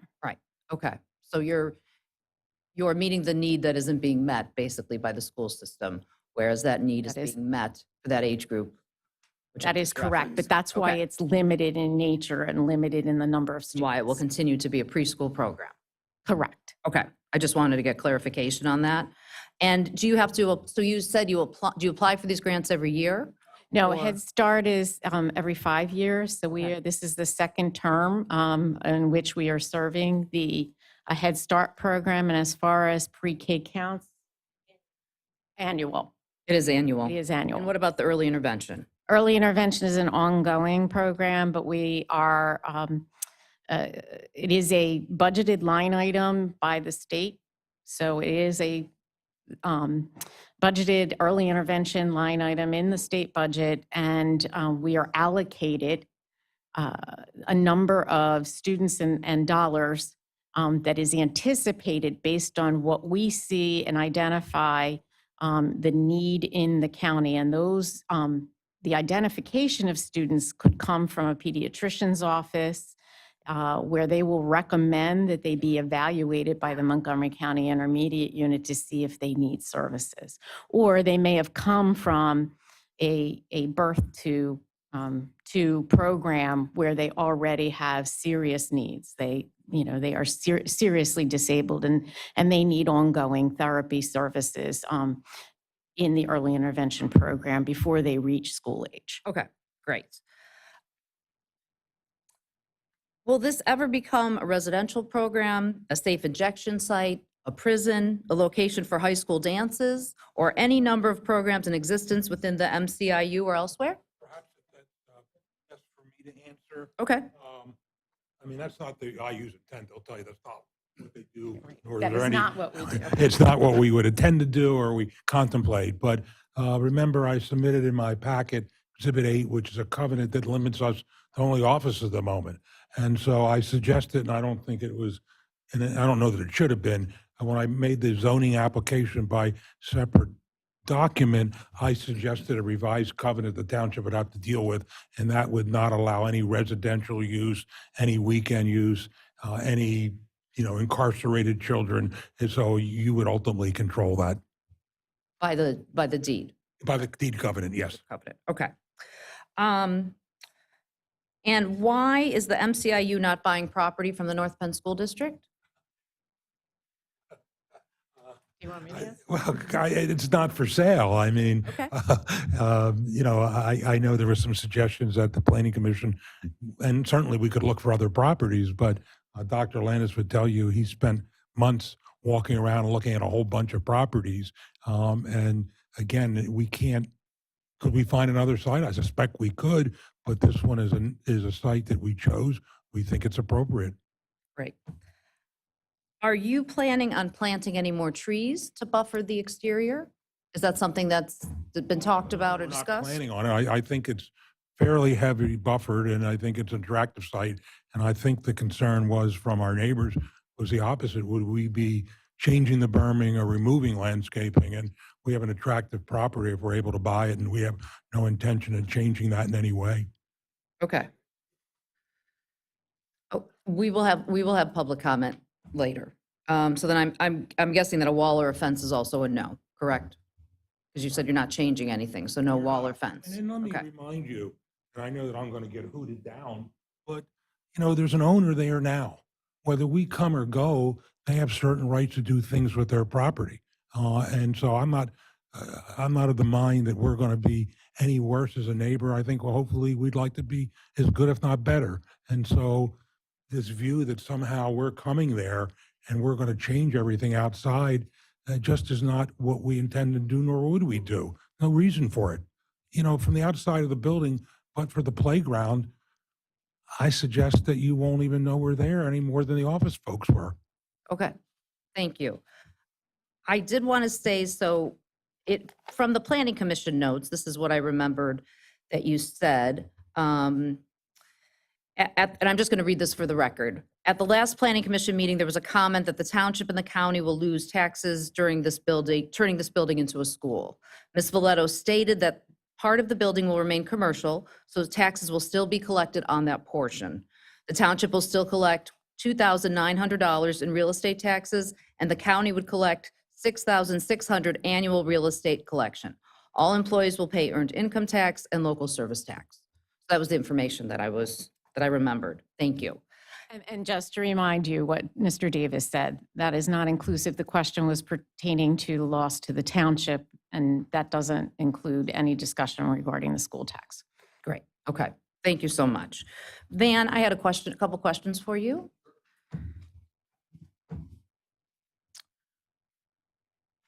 If you could just state your name and your title too. Initial E, Van, V-A-N, Rieker, R-I-E-K-E-R, zoning officer, Upper Gwynedd Township. Van, is this, if this zoning change were to happen, would this be considered spot zoning?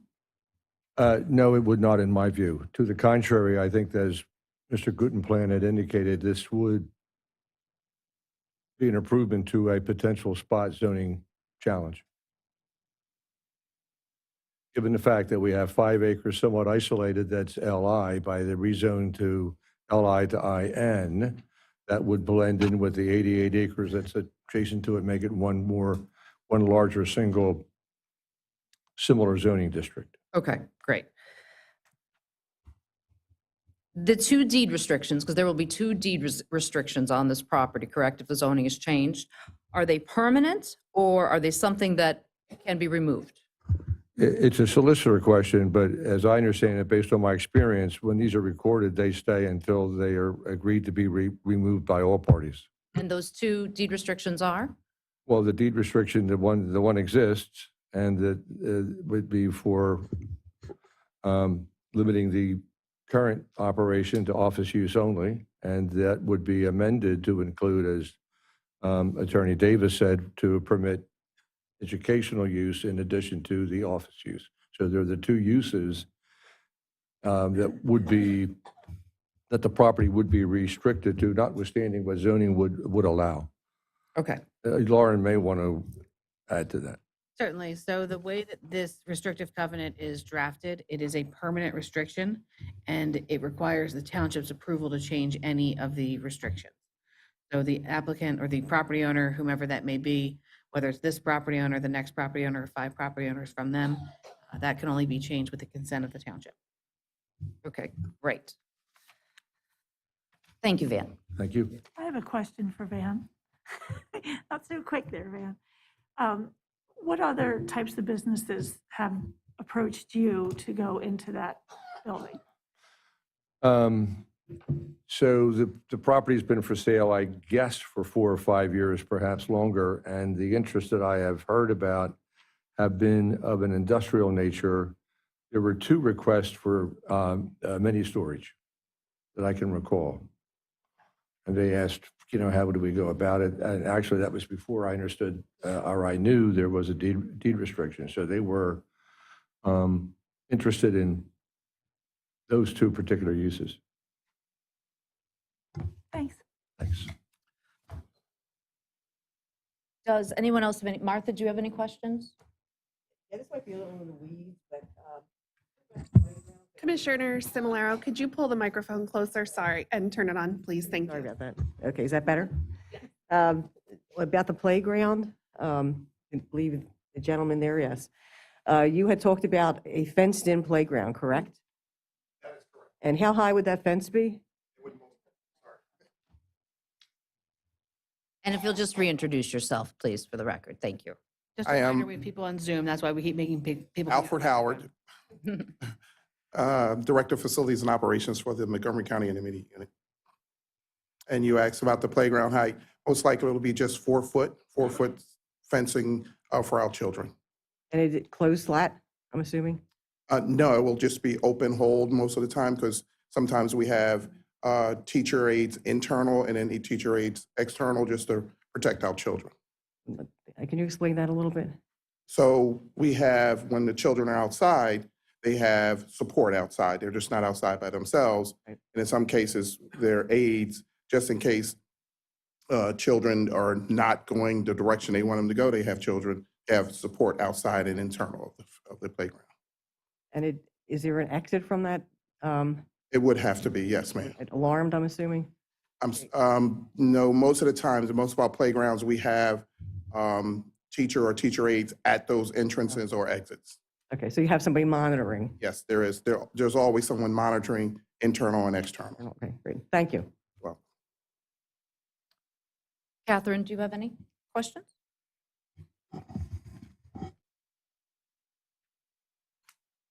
When you were talking about the building itself, there were some of the questions from some of the other meetings. Will the atrium still be there? Atrium. Yes. Will it be used by the school or still by the? There will be a shift in, and I don't, Sorry, you have to go to the mic. ultimately probably be a shifting of the space. So the school would probably end up ultimately on the first floor, and the answer is sure, we'd use the atrium. Okay. So earlier you said, you can stay up there. Earlier you said that the older kids for the transition classes, that they would be on the third floor. No, they'll start on the third floor, but Brad's better to answer that.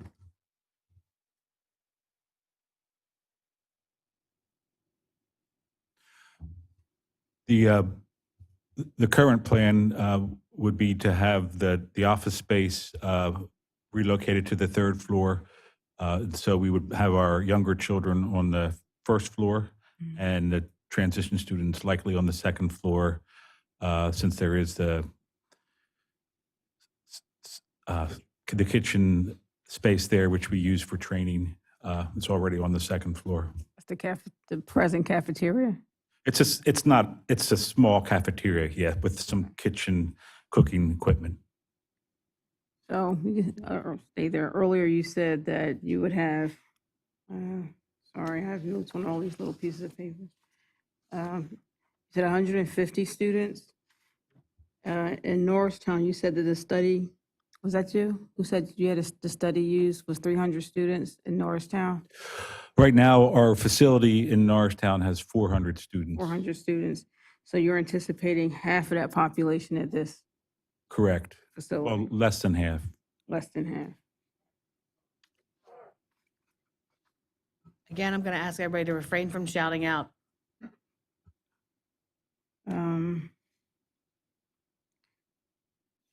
Who's going to maintain the stormwater basin?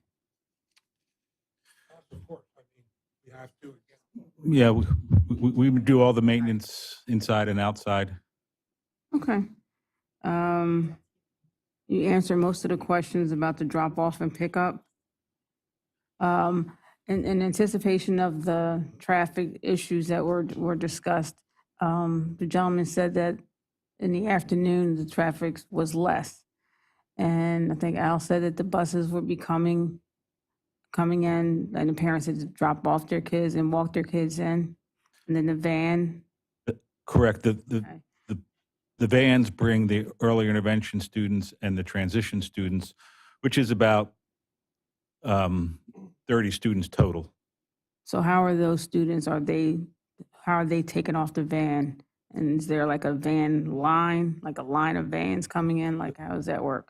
There'll be a drop-off area for those students, and their teachers' assistants meet them at the van and bring them into the building. Okay.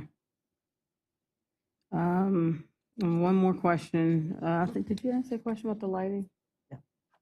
No additional lighting. Is necessary? We're not there in the evening. Okay. All right, thank you. Ruth, did you have any questions? No, but I assume that when we talked about the number of children in the playground. Commissioner Damsker, could you please put on your mic? Thank you. As far as the playground, when we talked about 150 students, obviously these children are going to be staggered. There's not going to be that many students at one time in the playground, because I know that one of the concerns of the community was a noise factor. Yes, for safety reasons, we would have a maximum of two full classrooms out there at a time, which would be 40 students. And then they would come in, and then the next group would come out for their turn. Did you say they And I would actually- each be out there for 30 minutes? 20 to 30 minutes is a typical time that they're So outside. it's about an hour and a half a day that the playground would be in use? On a typical day, that's correct, the middle of the day for them. Okay, thank you. And actually, one more question. I'm not sure which picture I was looking at, but I think it may have been you, Alfred. You're showing the playground. It looked like there were 3 doors. That one, yeah. See how the playground is attached? Are those exit doors into the playground? See those little indentations that look like they're coming out? Yeah, those little things. Are those doors? No, those are windows. Oh, okay. So how are you said you bought the playground closer to the building, or how are they going to exit out? Yes, so current egress is the lighter shade path in the middle there. Come back a little bit right here. Those are, come over just a little bit more back towards the other way.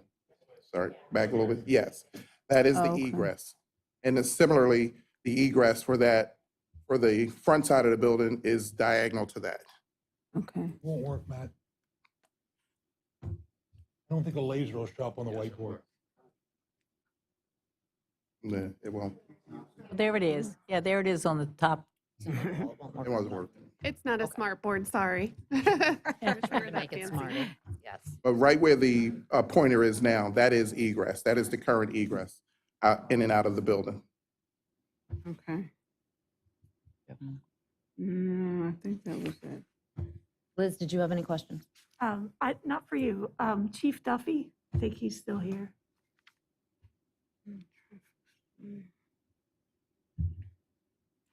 I had been approached by some residents about the traffic from our police standpoint and the accidents and what we see as a township. So Chief Duffy is here to talk a little bit about that.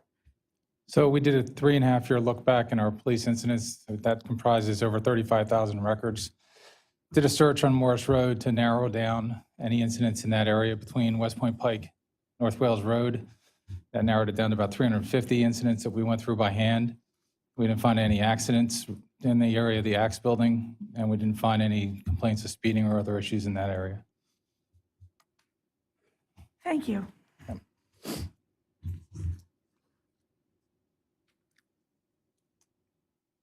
I think that was all that I had for now. Great, we will have some more time later. Okay. Thank you so much for answering all those questions. So we are ready to move on to our public comments section. Right now, I'm going to ask if you have not signed in, if you have not registered, if you could do so right now. This is the last time I'm going to ask for anyone who wants to make a public comment. If you did already sign your name, you're all set, and I'll call off the names individually. But there is another list on the podium, correct? Does anybody else want to sign up? Please do. Come on up right Please now come and sign and up I on the believe- podium. There are should there be still a pens? list there. If there's not a pen, I have one here if you need it. Okay, great. You have one. Independent works. Oh, I see. Okay, thank you.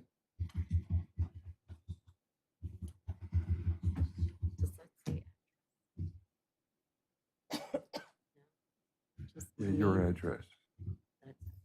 Yes.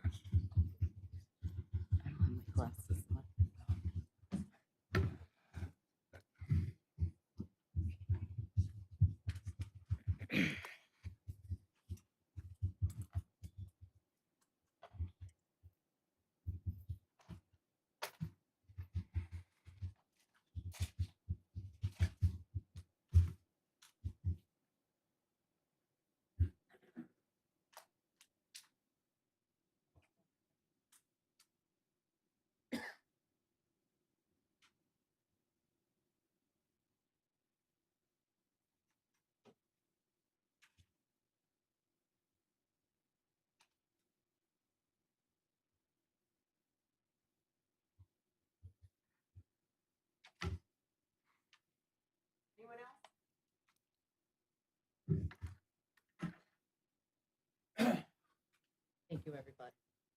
That's fine. Thank you, everybody. Okay, so before we begin, our solicitor, Lauren Gallagher, is just going to remind everyone of some of the rules. Certainly. So everyone will be permitted to speak one time for up to 5 minutes. Megan will give you a reminder when you get closer to the 1 minute mark. There is no permission, there's no ability to cede your time to anyone else. So if you want to speak, feel free to come up and do so. This is going to be a public comment time. If you have questions, they will be noted and we'll address all questions at the end after everyone has had an opportunity to speak. I would again ask that everyone keep their commentary and their talking back and forth to a minimum so that the court reporter can take everything down and so that the individuals that are speaking can get their full 5 minutes and have their voices heard. Thank you. Okay, first up, we have Lee R. Cressman from 5301 Lilac Court. Madam Chairman, my name is Michael Yanoff. I'm an attorney representing the reserve at Gwynedd, and I seek the board's indulgence to allow me to speak first. Did you sign on the list? I certainly did. Okay, sure. Thank you. I appreciate that. With the permission of the board, I find that I'm somewhat upset about the fact that when we first heard about this hearing, I requested whether there was going to be an evidentiary hearing, and I was told point blank that it would not be. But when we got here this evening, what we were faced with is an unlimited evidentiary hearing, not a public hearing, with essentially leading questions from counsel, conclusory statements by witnesses. No one at all is having an opportunity to present any contrary evidence whatsoever. We're limited to this public hearing limitation that the board has. And if there was ever a violation of due process, this was a violation of due process. The one group of people in this township that are most directly affected by this particular application is the one group of people that does not have the opportunity to present any evidence in support of their position.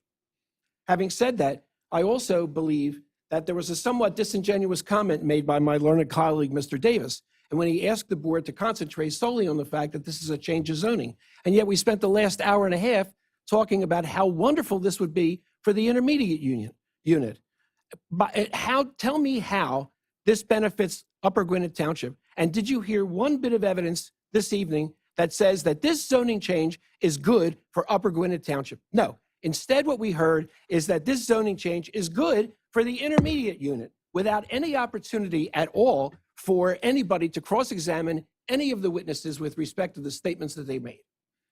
Having said that, I'm prepared to present to the board a petition signed by more than 100 persons in opposition to this particular application, and I ask that it be made part of the record. I don't want to walk up because it'll take up part of my 5 minutes. But with respect to the legal issues, there are significant legal issues that face this board which have not been addressed. There's a throwaway comment that the board can amend the declaration. But if you read the declaration carefully, it was designed for a particular purpose, and that is to allow the office use at this location.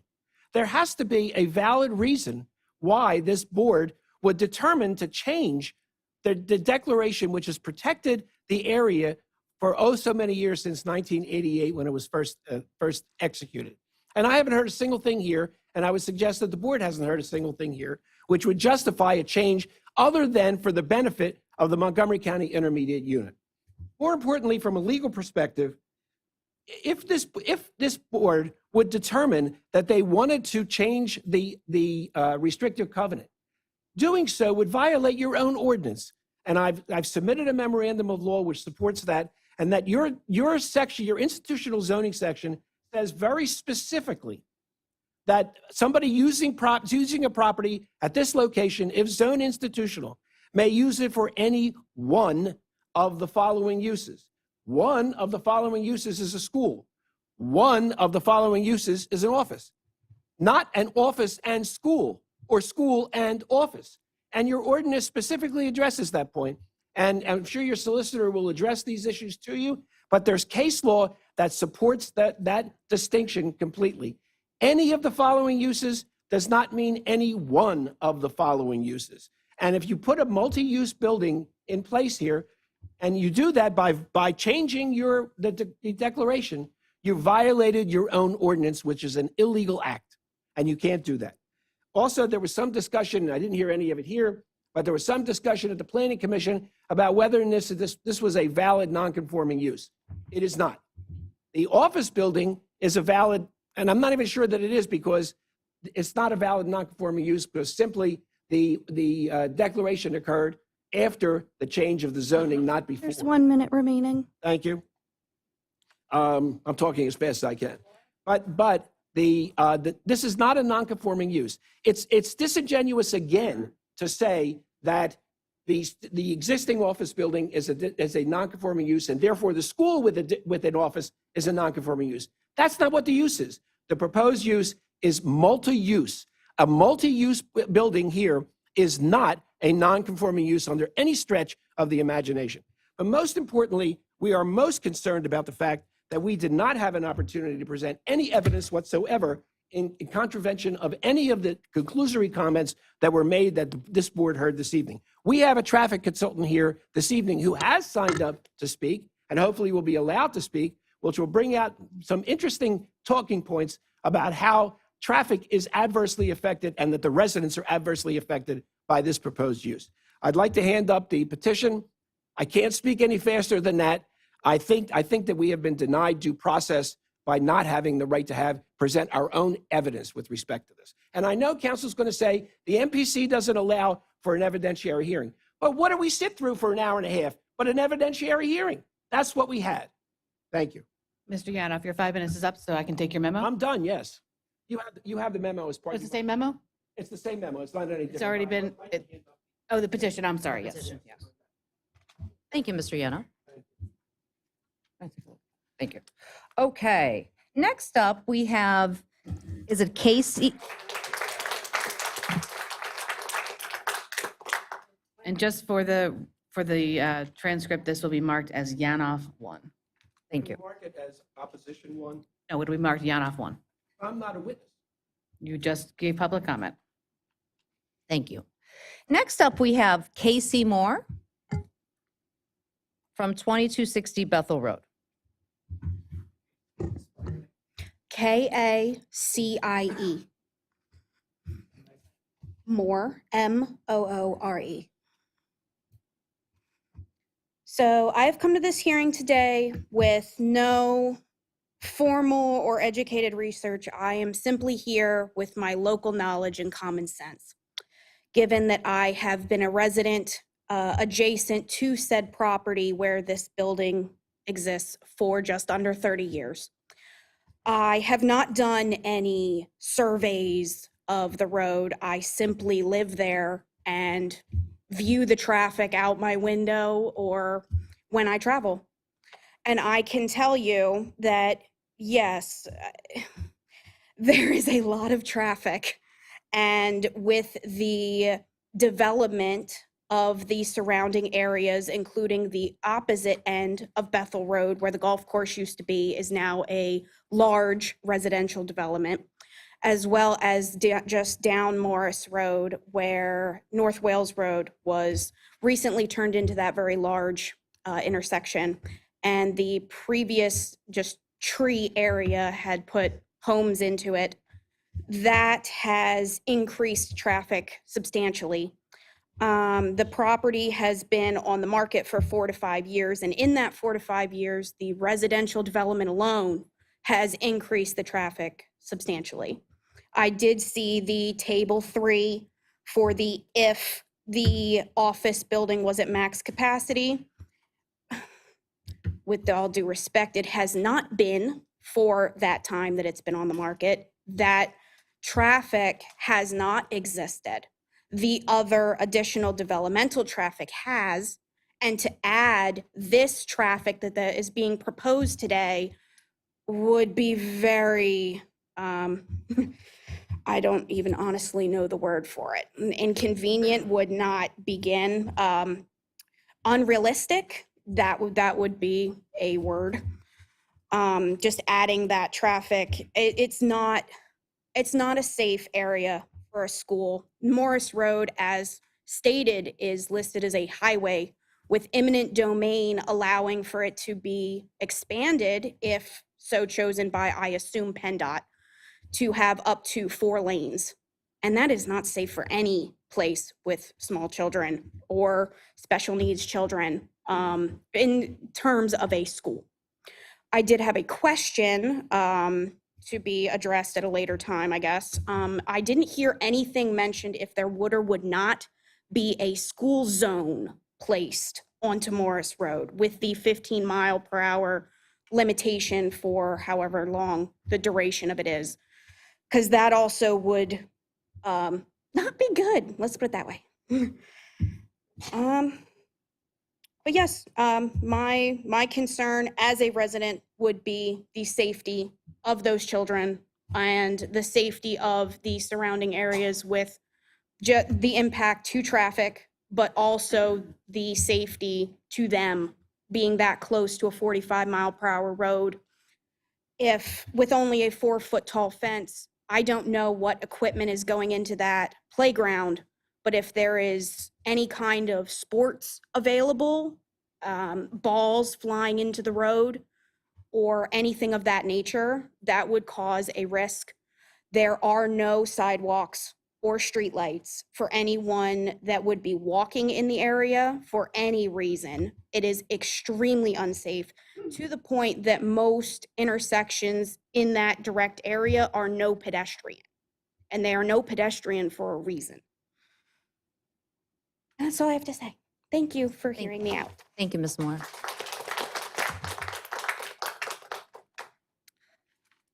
Next up, we have Elizabeth Duggant. Probably butchered that name, I'm sorry. It is OR, sorry. Sorry. 473. Elizabeth Organt, O-R-G-A-N-T. Thank you. 473 O-R-G-A-N-T. Thank you, sorry about that. 473 Primrose Drive. I thought the traffic engineer would be speaking before people making comments, but again, my concern is for safety and for traffic. And I just want the commission to know that I was visiting someone directly across from Morris Road and happened to see, and I will be happy to hand this photo out to anyone who would like to see it. This is what I saw coming out of a person's driveway on Morris Road. It is a landscape truck with a trailer and equipment in what I'm assuming the traffic engineer considers that middle turning lane. That's where it has to park in order to cut the grass of the houses on Morris Road directly across from the Axe Building. If you look at this, you can see there's the Axe Building right there, and there's the trailer, and it's because they cannot possibly back out of those driveways. It's too big. They said even if they, I guess even if they got in and tried to make a left-hand turn out of there with pulling a trailer that big, but if this is going to happen from grass cutting time, starting in April, May, June, July, August, September, October, where are these people going to park to be able to do the work that needs to be done on those properties on Morris Road, which is directly across from the Axe Building? So again, a huge safety concern. This is only one, but this has happened to be one that I caught as I was coming out of the driveway across the street. So if anybody wants a copy, I'll be happy to hand it to you. Thank you. We can put in the. Ma'am, if you want to hand up that picture, we can mark it for you. Thank you.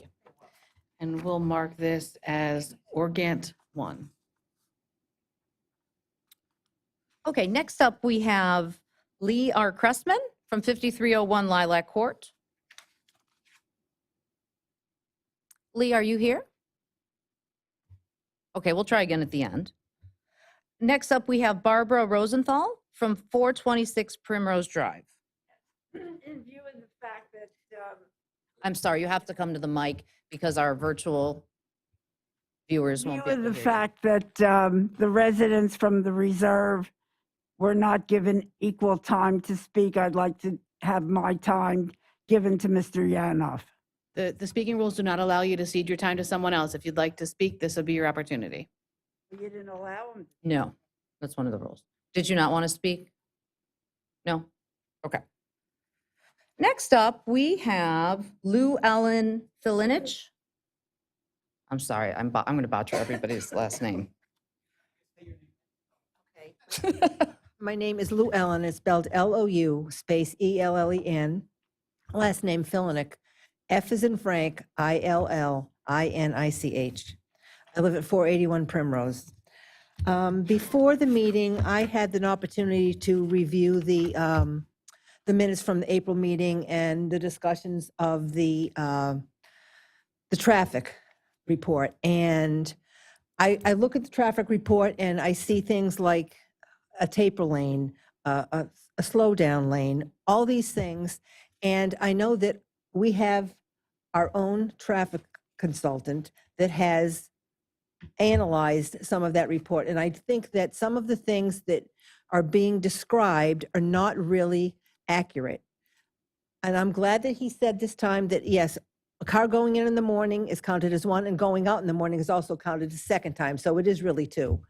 But I just want you to say, with what everyone is saying about the traffic, Morris Road is heavily trafficked. And I want everybody to think how you are going to feel if there is some kind of an accident and some of these little children get hurt, because we're trying to force something in there that might not fit. I know that I would feel terrible, but there's also, what about us, quote, OPs, old people leaving and trying to, there's all kinds of traffic out there. I just think that we need to stop and think. And the other thing is, I know PennDOT will have a say about what happens. And how are we going to know what PennDOT is prescribing to be done? And how are we going to know that if this goes through the MCI unit, will comply with that? That's all I have to say. Thank you. Thank you.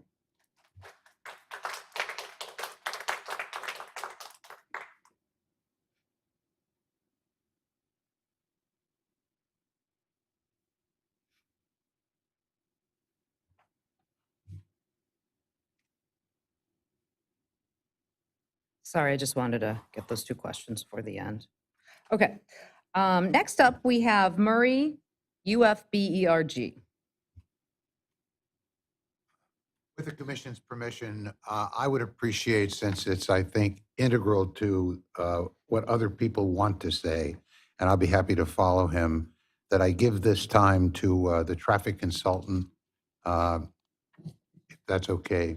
The traffic consultant will be permitted to speak for 5 minutes. If you'd like. He'll have 5 minutes. I've asked that you simply change the order. Oh, you want to change the order so he can go first? I'm happy to have him go first, and then I will follow him. Oh, that's great. Thank you very much. Okay, and the traffic consultant's name is? Albert Federico. Yes, hi.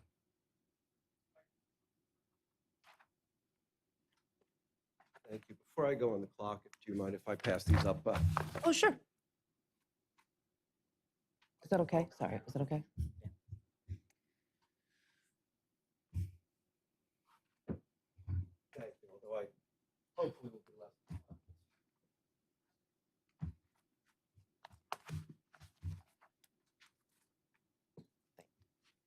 And while you're getting settled in, we will mark this as Federico 1.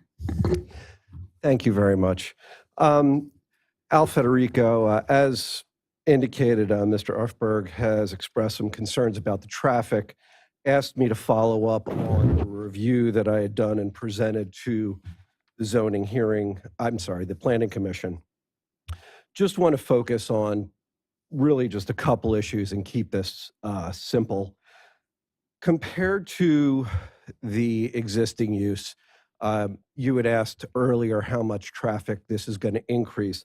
This is actually based on Table 3 in the applicant's A5. This is actually going to be a 45% increase of traffic in the morning and a 74% traffic in the mid-afternoon. And not to make light of the situation, but while the PM peak may be great for the commuters, I would suggest that the adjacent community, Gwynedd Reserve, being a retirement community, probably has a bit higher mid-afternoon traffic than most, which would lead to why this is such a significant concern for the residents of that community.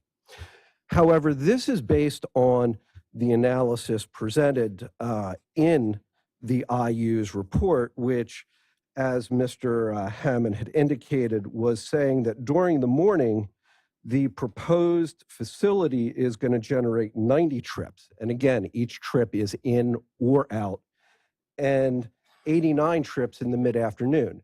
However, if you compare that to their proposed operations that were stated here tonight and in the traffic report, within the 1 hour period in the morning and the 1 hour period in the afternoon, they're going to be bringing in 140 and 150 students. Each student will be dropped off by a parent or a van, which will then exit the site. So that would seem that that would be significantly more traffic than has been presented in the study. If you have 140 students being dropped off by 140 parents who then leave, that's 280 trips, not 89 or 90 as presented in the traffic study, which is a significant difference.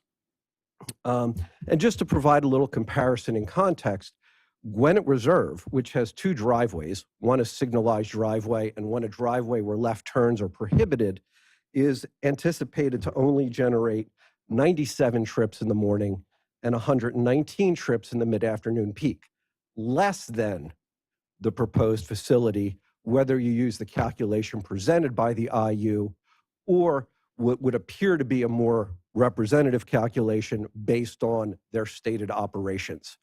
This is going to significantly increase the traffic, and I would suggest it's going to be much higher than has presented here so far tonight. The internal operations, again, people will be coming in, parking, walking to the building, walking back to the building, getting back into their car, driving out. I would commend the revised layout with the playground closer to the building. However, this is still going to be extremely challenging on site. You're going to have drivers trying to wait for people to come in and out. You have heard that there are no other improvements other than potentially the playground and the additional parking. There are no real pedestrian improvements on this site. You're going to have parents with little kids cutting between the cars in the parking lot, trying to get to the door. And once those 140 parents and or vans have gotten into the site, dropped off their charges, and are now trying to get out, they've got to make a left turn or a right turn. There's only one lane out, so the left turns are going to control onto Morris Road. The traffic signals on Morris Road are timed for Morris Road. 80% of the green time, I'm sorry, was that 1 minute? Thank you. 80% of the green time is given to Morris Road. There are very few breaks in traffic that are going to be allowed for these vehicles to exit this site. That will create even further delays, and as drivers become more delayed and more frustrated, their gap acceptance, to throw an engineering term out there, is going to get lower. They're going to take riskier behavior to get out. And that really has the potential to create more collisions in an area, again, where you have a significant population adjacent to there that is out in the times when this facility is going to be generating its most traffic. Thank you very much. Thank you.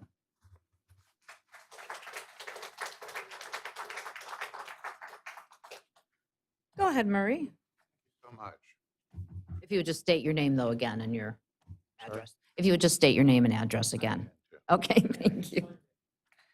Commissioners, I'm Murray F. Berg, and my wife Margie and I are residents of the reserve community. We reside at 477 Primrose Drive, Upper Gwynedd.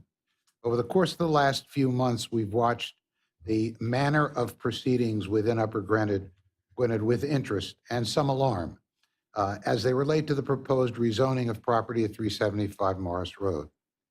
We've tonight heard comments from Attorney Michael Yanoff, counsel for the reserve, in which he advised of legal matters which he believes need to be carefully reviewed. We also heard from Mr. Federico, an experienced traffic consultant, who is an informed professional opinion which advises of real traffic safety concerns for the people living on and near Morris Road in the vicinity of the proposed rezoning. None of this should be a surprise to you. Over the last few months, we've heard a refrain internally at the reserve that this is, quote, a done deal. You have chosen carefully, as is your right, to make this evening simply an opportunity for us to speak. Although, as Mr. Yanoff pointed out, with this is without rejoinder or questioning, the other side has had essentially an evidentiary hearing, and I would agree on the lack of due process. This raises a more serious investigative approach, which could as well have been your right and prerogative to have to this hearing. Given your choice and an anticipated positive note, it may well be that this is a done deal. Strangely, several visits by persons affiliated with the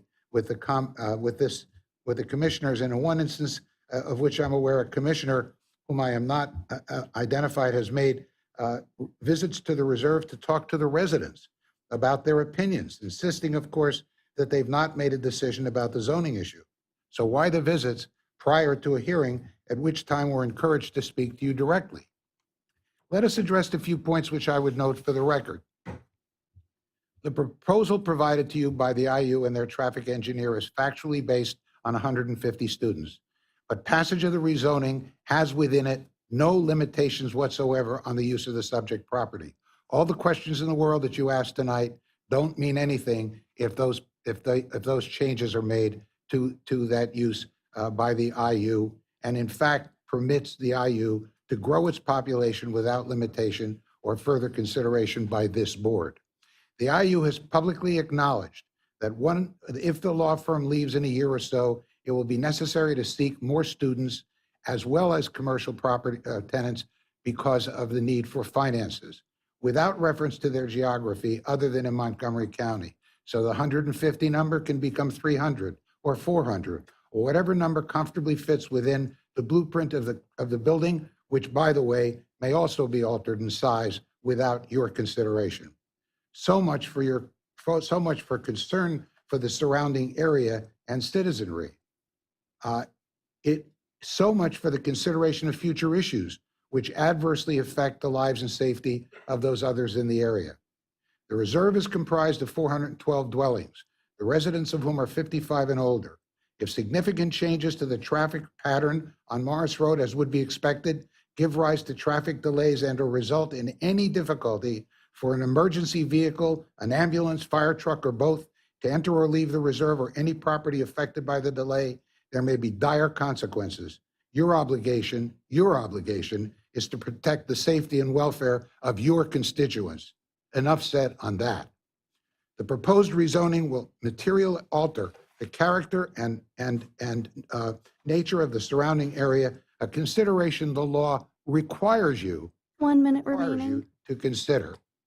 Given the potential for the proposed use to adversely affect public safety and welfare due to traffic congestion and issues with pedestrians, as well as access to the site, must be heavily thought out. This proposal will unquestionably adversely affect adjoining property values, a factor which should be considered, as well as taxes paid to the township. The other side conveniently couldn't identify how bad that would be. I submit that your passage and approval of the rezoning, subject only to PennDOT's approval without your consideration as to what should happen, represents a denial of your holistic responsibility to your constituents. In conclusion, if you simply listen to us all without serious consideration of the concerns and issues presented here this evening, and then simply vote to approve the zoning change as is, we will unfortunately see that the notion that it was a done deal had merit, and that our presence and the information supplied here has proven to be basically irrelevant. Thank you. Thank you. Thank you. Next up, we have Bill Del Colo. Did I get that one right? All right. Bill Del Colo, capital DEL, space capital COLLO. My address is 479 Primrose Drive. I'm a resident of the Reserve of Gwynedd. I'm a retired school administrator from the Upper Dublin School District. And during my career, I am proud to say I have been honored as a designated Principal of the Year in 2009. In my career as a Montgomery County school administrator, I have worked with many children and many children with special needs. I have had many Montgomery County IU students in my building and staff, and went out of the way to make sure they were part of our school and part of our school community. But I'm here to respectfully ask the board to consider denying this request. This is not about children. This is not about the IU. My opposition to this application is solely and strictly about two things. Number one, safety, and number two, traffic. You are certainly aware that Morris Road is a heavily traveled road. In my own case, my wife, who is also a Montgomery County retired school administrator, has had the unfortunate health issue, including a brain aneurysm that has left her with this expressive aphasia. Aphasia makes it difficult to find the words for her to communicate and express her thoughts and concerns. She understands everything, but she can't connect the words.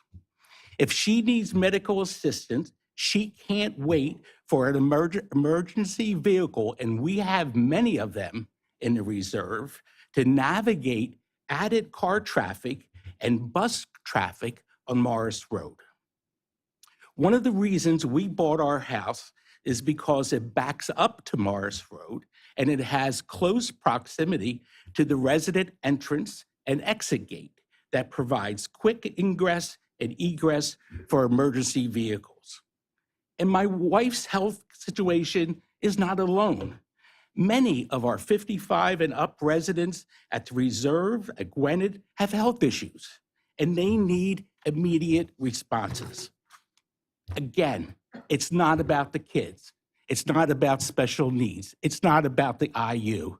This is about safety of the residents, the tax-paying residents who are over 55, and this is about how added traffic will impact their life during health and safety emergencies.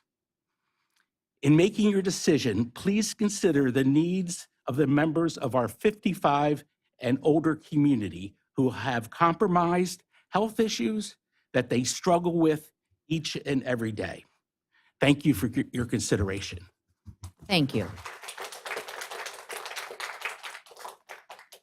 Rafael Ocasio?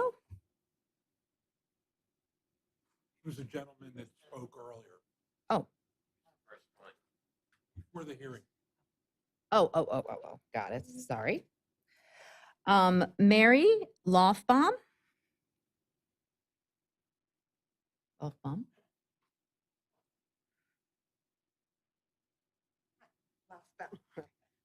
L-A-U-F like Frank, B like boy, A-U-M like Mary. Oh, I live at 2305 Lilac Court in Upper Gwynedd. I live at the Reserve, and I'm not going to get applauded by these people because I have a different take on this situation.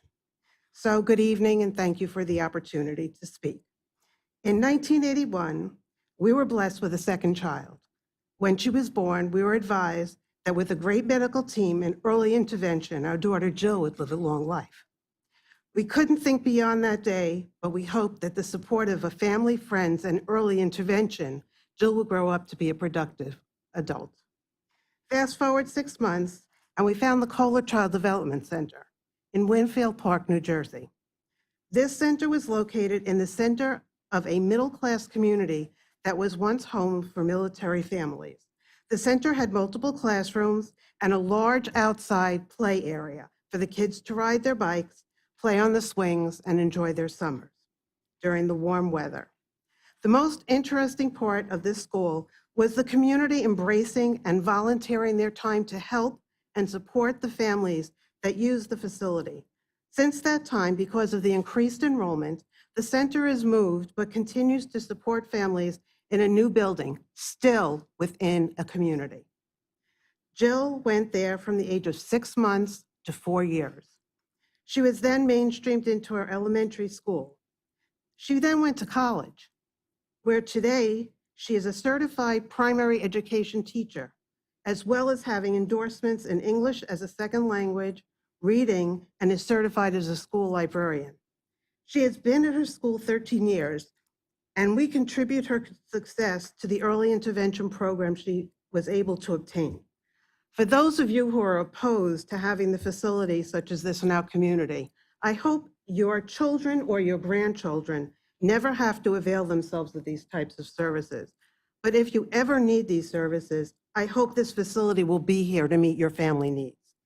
If this project is approved, please take the opportunity to volunteer your time as you do for other needs in our community. And thank you. Thank you.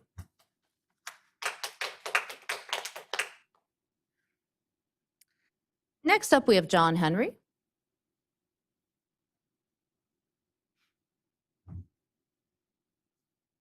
Excuse me. When I first arrived, I was told, John Henry, 4304 Lilac Court in the reserve.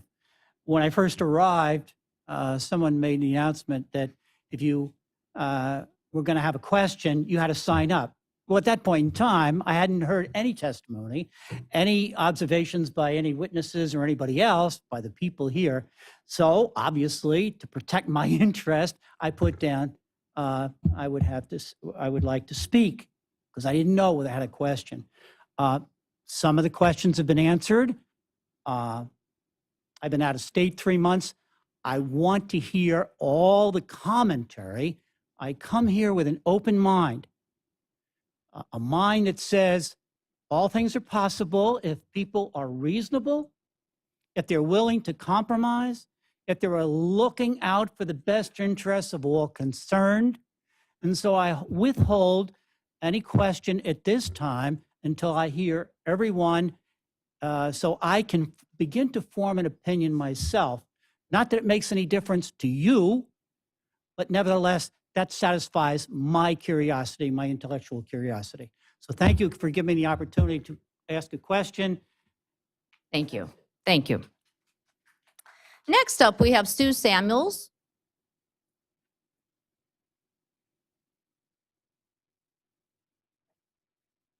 Sue Samuels, Samuels, 509 Jasmine Circle, and I'm at the reserve at Gwynedd.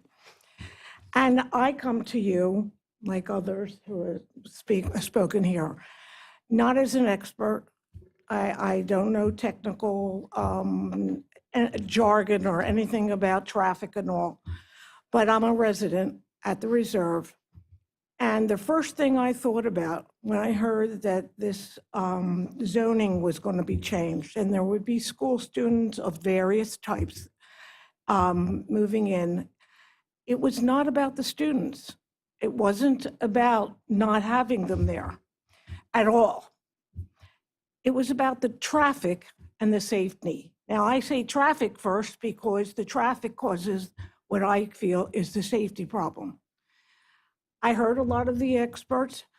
It's very fascinating. We weren't given, as you know now, enough time as the opposition, and I thought that was something that should not have happened.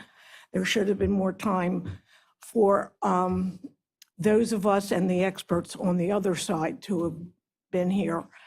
But I can't imagine how they're telling us that we're going to have less traffic out there, less in and out than the Axe building. I go to the lawyers there, and when I have over the last 8 or 9 years gone, there's so few cars in there when I've parked. Now, I'm not there all the time, thank goodness. Just needed a lawyer occasionally. But I, as a mother, has a daughter, who, when she was in 4th grade for 2 years, went to a special school. And I drove her every day, there and back, there and back. I know the backups. I know I had to take her out, take her in, pick her up, whatever. This is what's going to happen. I truly care about children. I love children. And I know that the children of needs and everything else need to have a special place to be. Unfortunately, Marsh Road is an extremely highly trafficked area at times and difficult to get out on for us. And I can't imagine those going down the other streets close by, Bethel and I can't think of a name because I'm a little bit unnerved here trying to explain what I have to say. I think it's West End. West Point, thank you. I can't imagine what it's going to be like. And I beg you to think about this, that the safety of these children is most important. The safety of everybody else living around at this building. The emergency situations was explained. I wanted to say that. An ambulance coming in, anything, the police, you name it, they especially emergency, has to be able to get in.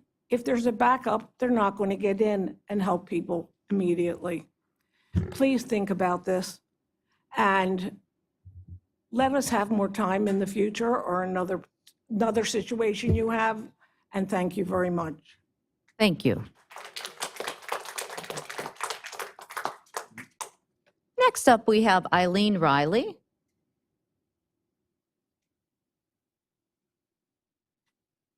From 413 Morris Road.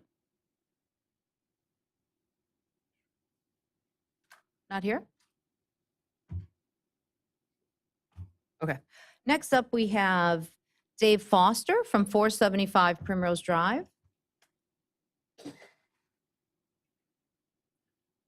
It's David Foster, just like it sounds. Just wondering if anybody on the board drives Morris Road in the morning. Okay. Luckily, I'm semi-retired, but I find, and I have to drive it a couple days a week, I find if I leave at 8 o'clock, it takes me 45 minutes longer to get to work than if I leave at 7 o'clock, just because of the traffic. A lot has been said about the traffic. 100 cars are going to be coming down at the same time. So you have to picture this. If they're going to be coming down, there's room for 2 cars to turn left now. So PennDOT's going to have to do something. If there's 100 cars coming down at the same time, it's going to be backed up through Bethel and West Point. The traffic is going to be bumper to bumper. When the kids get out, I'm assuming they're going to come around the building and take 2 or 3 minutes to get the children out. So meanwhile, all that traffic is going to back up into the street. They're not going to be able to make a turn left if there's no place to go. If you're coming the other way on Morris Road and you want to make a left on Bethel, you can't because the traffic is going to be all the way back. We really have to think about what's going to happen. There's going to be accidents. And hopefully the kids will not be part of that, but we don't know.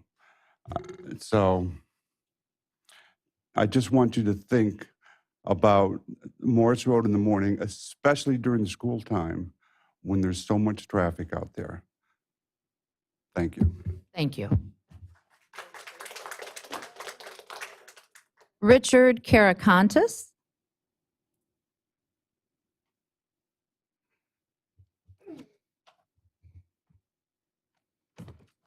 It's Richard, last name Kara, Kan as in Nancy, T as in Tom, A, S as in Sam. 472 Primrose Drive. Okay, I won't belabor the traffic issue. I will say that common sense would show that I feel like the study that the IU unit did was like when you have an appraiser come to your house and they say, are you buying or are you selling?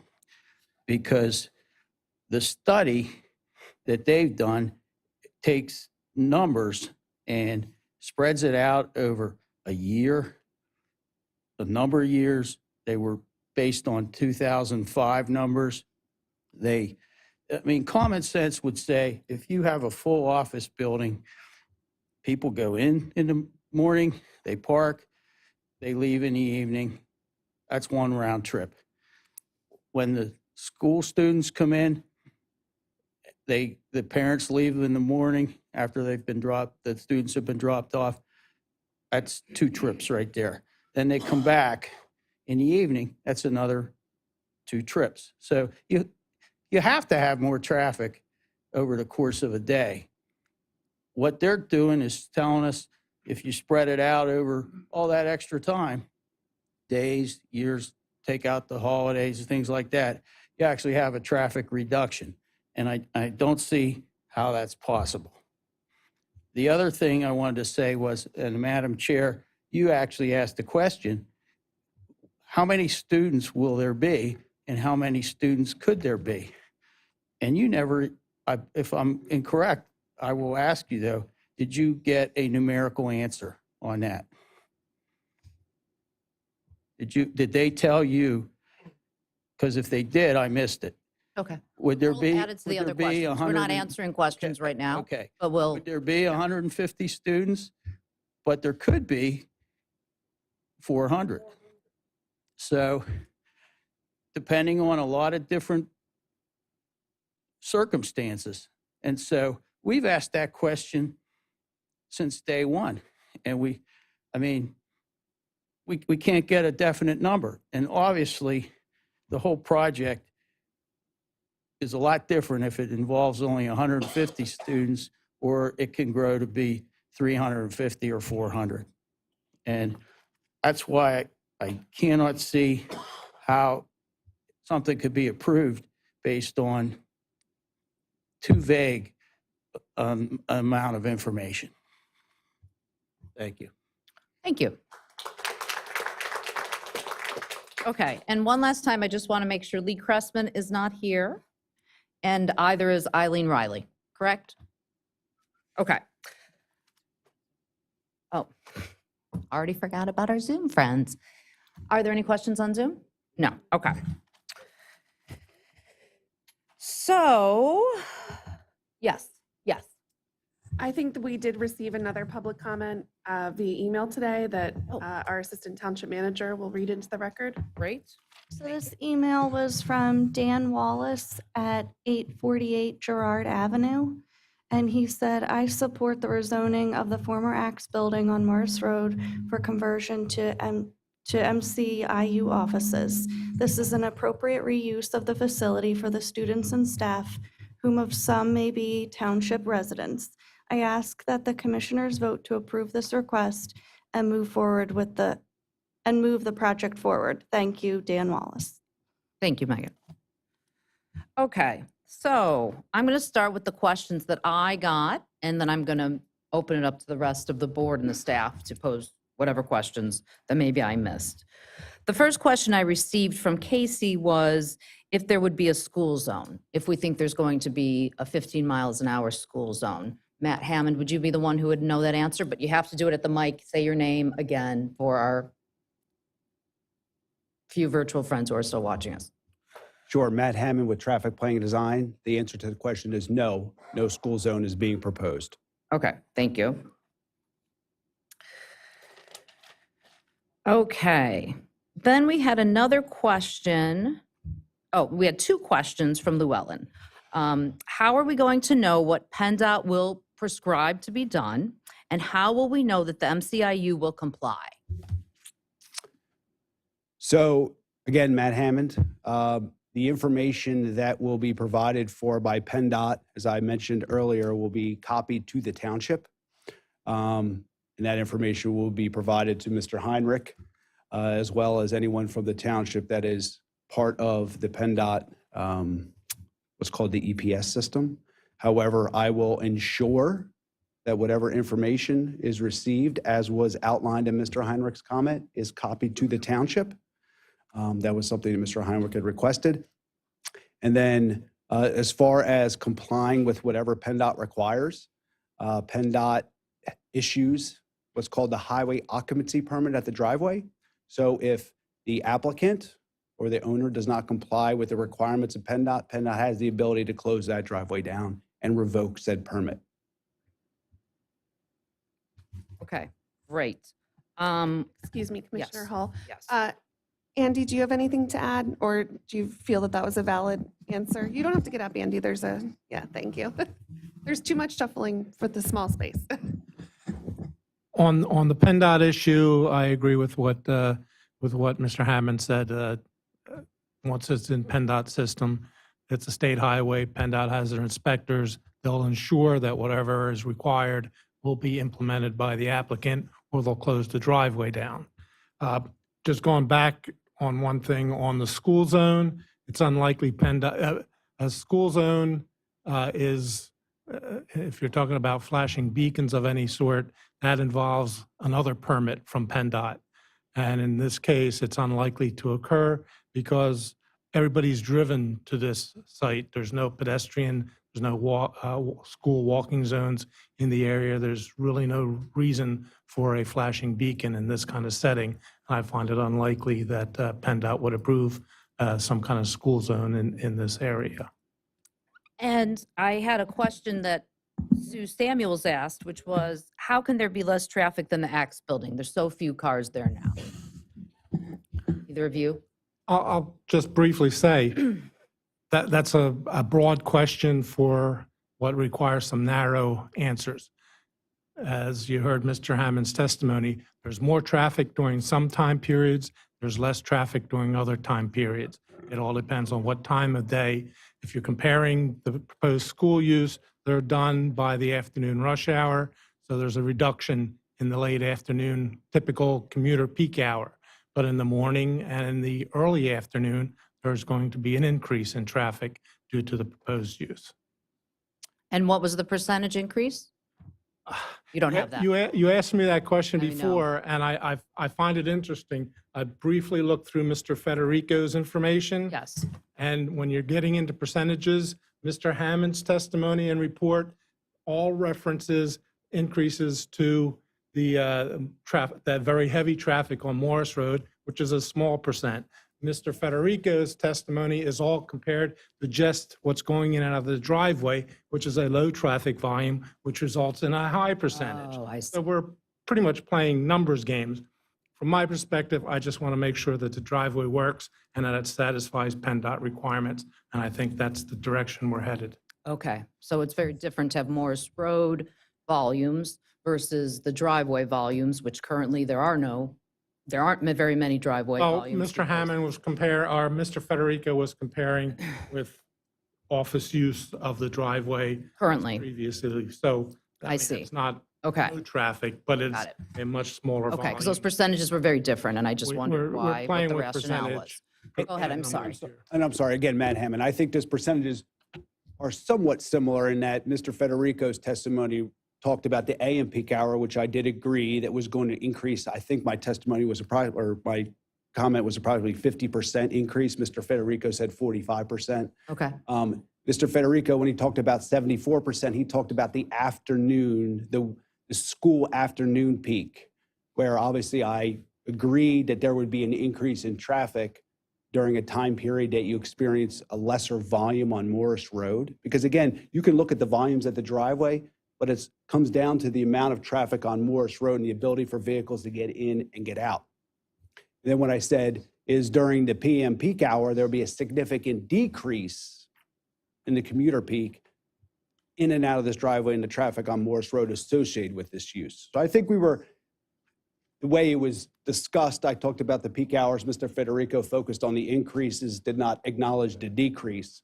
Okay. I think that's why there was some sort of Discrepancy. confusion. Okay. I would say that the first part of your question with respect to there's not that much traffic there today. Right. I would absolutely agree. And I think we would most of us can agree that over the past 2.5 years, especially when there is a vacancy in an office building, that you're not going to see a lot of traffic there, right? Yes.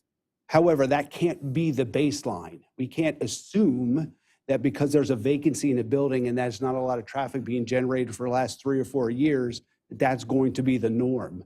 Obviously, someone can come tomorrow and lease that 29,000 square foot of space and occupy tomorrow with really little, if any, involvement by the township, especially not by this board.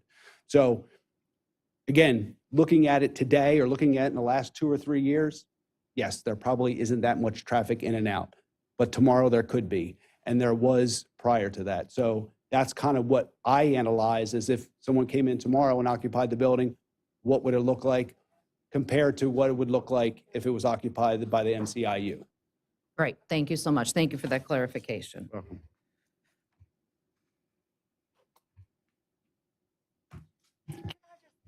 Yes, just please, ask real please, quick? please.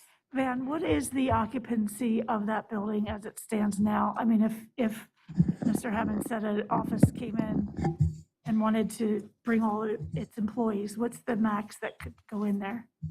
Well, it would be, it's parked for approximately 200 employees, and we know that the parking ratio has never been, at least I haven't seen it more than 50 or 60% full, even when it was occupied.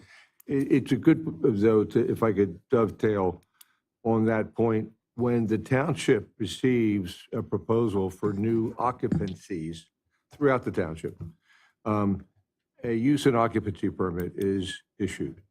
And the UNO, we call it, is issued contingent upon the information and the facts that are provided by the applicant, including, in this case, the occupancy would be limited to a maximum of the percentage of area, let's assume, would be for MCIU. The balance would be for offices. That office is under the non-conforming, I believe, under the non-conforming protection that's afforded the property, could continue, but would have to reduce over time, not increase. It could not drop to 0 and then come back to 100%. So each time a UNO is issued, it's conditioned upon an HOP evaluation, in this case by the state, and the facts presented by the applicant in terms of this many students, this many employees. When that changes, the UNO is reevaluated. The traffic would be considered evaluated every time the population would change in that building. Thank you.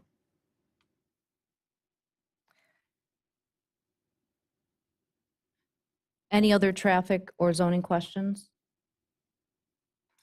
Tina, I had two, thank you. Tina, I had 2 questions for you. Well, I didn't have it, the residents did.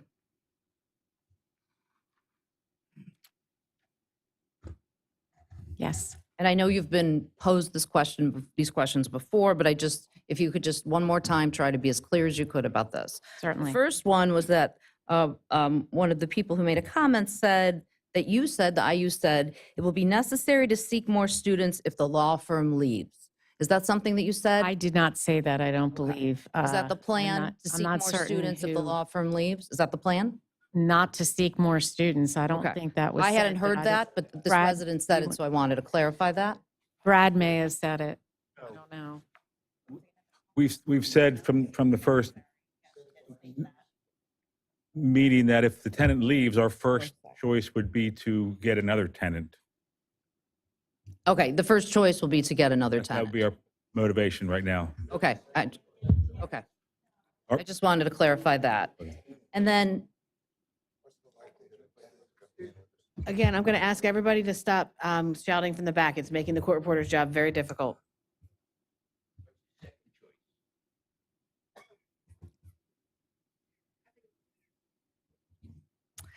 and then the other question was, one of the last comments was, did we ever get an answer? Could there be 400 students in that building? We know there can't be 400 students because we were maxed out in Norristown at a building that's 30% larger. So we wouldn't ever be able to approach the 400 number. And the population of the programs that are in there, early intervention across the county, we've been holding steady at around 3,000 students a year. And there's an incidence level with special needs students, and that's pretty steady across the last 4 or 5 years. So it's not like we're going to jump 1,000 EI students. It's not how it works. So that holds flat. Head Start, we are in our second 5-year agreement contract. And when we renewed about a year ago, we did not increase. And you can't increase in between the 5-year contracts that we have with Head Start. And so that's going to hold flat at least for 4 more years, and most likely ongoing because we didn't get additional slots for that. So the only program that has opportunities for increased slots for us would be the pre-K counts, the state funds, and that's been funded fairly flat the last 4 or 5 years. And any additional slots we get it is for across the whole county. It's not just for Northern Montgomery County. So we do not foresee the need to add multiple classrooms for any of those programs at this site. So we would be looking hard to get tenants to come in, and whether it's office tenants or whether it's administrative staff needing office space that has a mission similar to ours. It wouldn't be more students, but maybe early Head Start would come in there and use office space, or some other social service agency, which would make sense. Okay, great, thank you. I think that clears that up. Does anyone have any other questions? Liz, do you have some? Yeah. The fire, we heard a lot about ambulances and different vehicles being able to get into the reserve. Did we get a report from the fire marshal? Like, did he do one yet, or was there any input from? There's not a required fire marshal report because this isn't a land development application. So could we find out some of these, get answers to some of these questions that were brought up? The question I heard was, would it be difficult for emergency vehicles to access the reserve? And the chief is here. I think he might be a good person. The chief is on the board of the ambulance squad, and he is also an emergency services provider. So I think he could respond to the tools that EMS and police and fire have at their fingertips. So, Chief? As chief is coming up, I live off of West Point Pike, so I live right near there. And I hear the ambulances and the fire going that direction all the time, and I have an app on my phone, and I look at it to see where they're going. And a lot of the times that I hear it, it is into the reserve. And I always pray that whoever they're going to will be okay. That's the first thing. But Chief, do you have since that was brought up quite a bit about the safety of the children and of the residents as something we need to consider, can you give us some input on that? Just comment generally on my public safety partners and then the police regarding how we're dispatched. Ambulances in Montgomery County are dispatched by GPS location of the first available ambulance closest to the situation. Volunteer Medical Service Corps has a response time from call to arrival on scene, an average of 7 minutes, 49 seconds.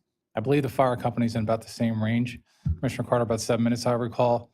For emergency response, police, because we're on patrol, we're dispatched by zone, by town, by municipality, and then by zone. Our response time is less than 5 minutes for most emergencies. We're usually there first. Regarding any potential backups or traffic issues or congestions, they are reported by responding police officers first. And automatically, even if it's not an EMS or a fire call, those agencies are notified of the issue to avoid the area and find an alternate route. Regarding the reserve at Gwynedd, every ambulance and fire vehicle and police vehicle that responds there has the access to lift the bars to get quickly into either one of the entrances. We haven't had a problem responding there. If there's a problem on the road itself, on any border road, then there's an automatic multi-agency response for police. So state police are dispatched to anything along Morris Road that covers their area for Worcester Township. We're dispatched to our side, and then we figure out where the incident occurred. You move that to North Wales, Woodpain's probably getting dispatched there also. So we have multiple emergency agencies responding to one location to sort out what the problem is. A picture of a landscaping truck parked in the middle of Morris Road. Mhm. I agree, that doesn't look safe. So is that allowed? No. So if we see this, then, I mean, that's risky for a lot of people. So if you would see this, you would. We'd tell the state police to handle it. I'm just kidding. No. No, we would go there and respond and figure it out. We would have them move the vehicle. That's great. I mean, I'm glad she has a picture because I wouldn't have believed it unless I saw Yeah. this. This is crazy. So, all right, that was all I had, because the safety thing has come up. Did you have anything else about that you might No. have heard? No? Not in particular, no. All right, thank you. And Van, they will be required to get permits that would require the fire marshal's approval? No? Is there a fire code that they need to? No, absolutely. They would absolutely, any fit outs would be reviewed by our building code official and engineering to the extent that they need to for external circulation. Andy would be monitoring any approval relative to traffic. We still have to determine where are they going to park, how they're going to get from those spaces safely into the unit. I mean, I believe it can be done, but they need to show us how it's going to work. They need to prove it. And the fire marshal will absolutely be involved in a final review and walkthrough for all fire, health, and safety issues and code issues that would apply to the building and to the fact that it's going to be occupied by children, younger children. Okay, thank you. John Henry, you didn't really use your whole 5 minutes. If you can keep it brief, please. I had a couple. Quickly as possibly, because I haven't heard it mentioned by anybody. John Henry, 4304 Lilac. There is an emergency entrance and exit to the reserve that is not on Morris Road. I don't know whether anybody is aware of that or it's been mentioned. It's adjacent to Building 6000. And it was designed for emergencies. And you can gain access. In fact, we made a suggestion sometime to maybe put parking down there. The board said, no, because that's for emergencies. So I'm not saying that would address fully the concern of emergency vehicles, but it's certainly something, if you want to dwell on this or investigate it, to find out if it's viable. Okay? Thank you. Thank you so much. Sorry, Liz, you had more question. Yeah. So there was another question. Does anyone drive Morris Road in the morning? Yes, and it sucks. I know it. We go down Township Line. That's backed up too. It is. But no matter where we go to avoid it, there's traffic everywhere in the mornings. My kids won't take classes at Montgo until later in the morning because of how bad it is early in the morning. But I think what Mr. Hammond was saying was, it sounds like the peak is in the morning like that, but not at the end of the day. So I thought that was interesting to point out. One other question that I had, and I lost it on here. I guess what I want to say is this isn't a done deal. No, I didn't come in here. None of us came in here. We've been to, most of us here, sitting up here, have been to the Planning Commission meetings. There were 4 of them. We attended them. We've read the minutes from those meetings. We've really spent a lot of time on this. So, we're here tonight to listen, to gain more information as a board, because this was never presented to us before. But we have been. I know I don't have to stick up for Denise, but Denise went around to people's doors that, is this better? To people's doors to talk to them, to get their input, to understand where they were. It's something that we do, this board does, when there's a zoning change. We go to the residents that are affected by it. We knock on their doors. We ask for input without a big crowd, just so that we can hear individually from people, so that it can help us make the right decision for everybody in this case. So Denise, I appreciate you doing that. And I know it took a while, but I think you said over 40 homes from that list you were able to talk to? Yeah, I'm going to talk about it at the end. All right. And we're really just trying to do what we think is going to be the right thing with listening so intently to everybody this evening. So with that, I think I'm done, but don't hold me. Thank you. So we're good on questions because we're going to close the hearing. Okay, so we are going to close the hearing, and I would like to open it up to my fellow commissioners for if they have an extra question. I don't think they do, but if they have any further comments that they would like to make. Commissioner McNaney, I believe, already made some comments, but if she has more, she'll be asked to give those. Commissioner Carter, do you have anything?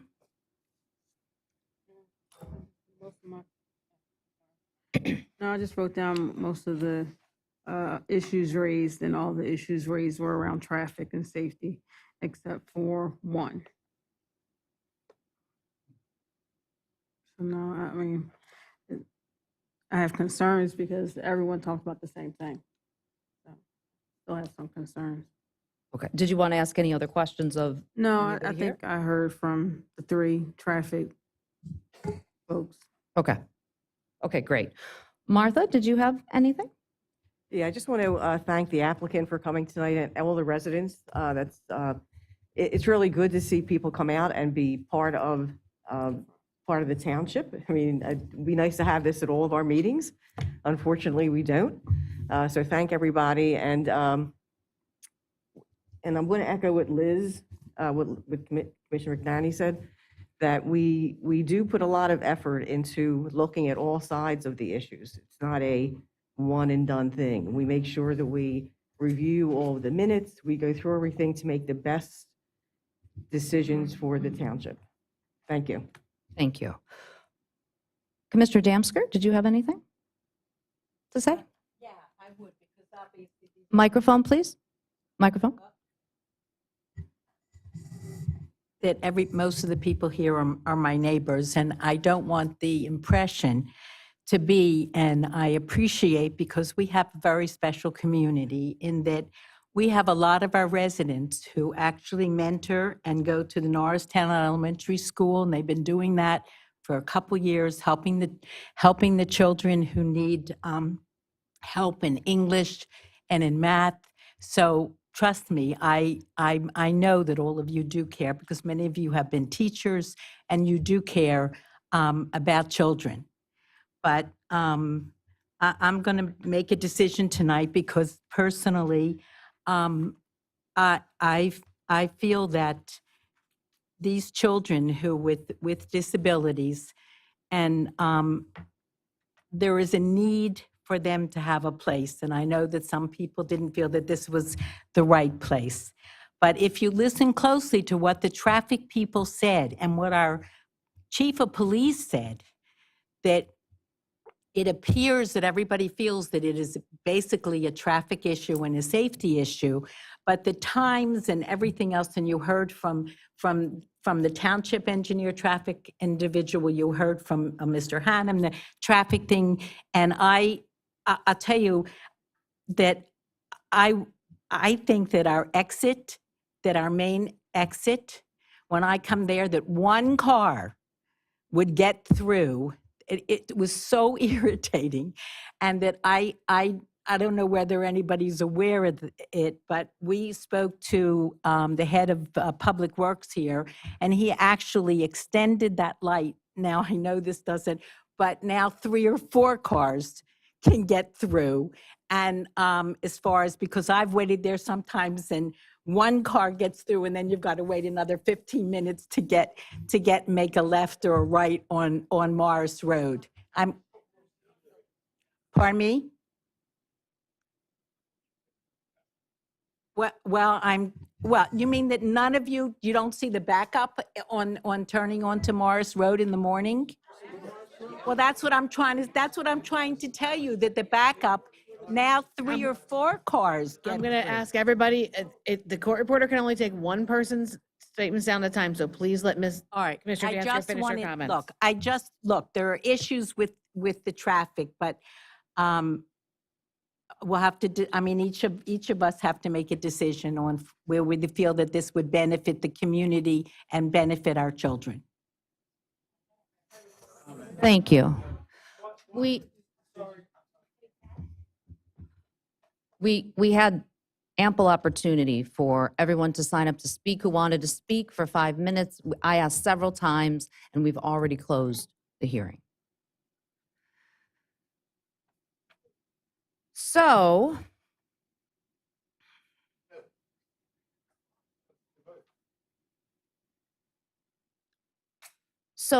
Mr. Yanoff handed me a petition, and we had already received this petition on March 9th. So, as you can see, my copy of it is pretty marked up, and that's because I spent 15 hours knocking on everybody's door who was on this list. And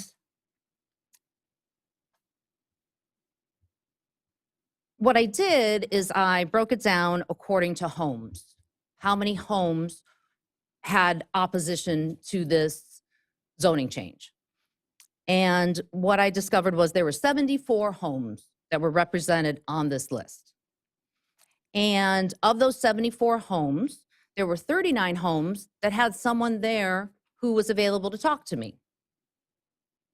35 of the homes, unfortunately, there was no one there. Ideally, I could come back for several weeks. Unfortunately, I couldn't. So I spoke with those 39 homes, and of those 39 homes I spoke with who had signed this petition, 21 of them were no longer opposed to the zoning change.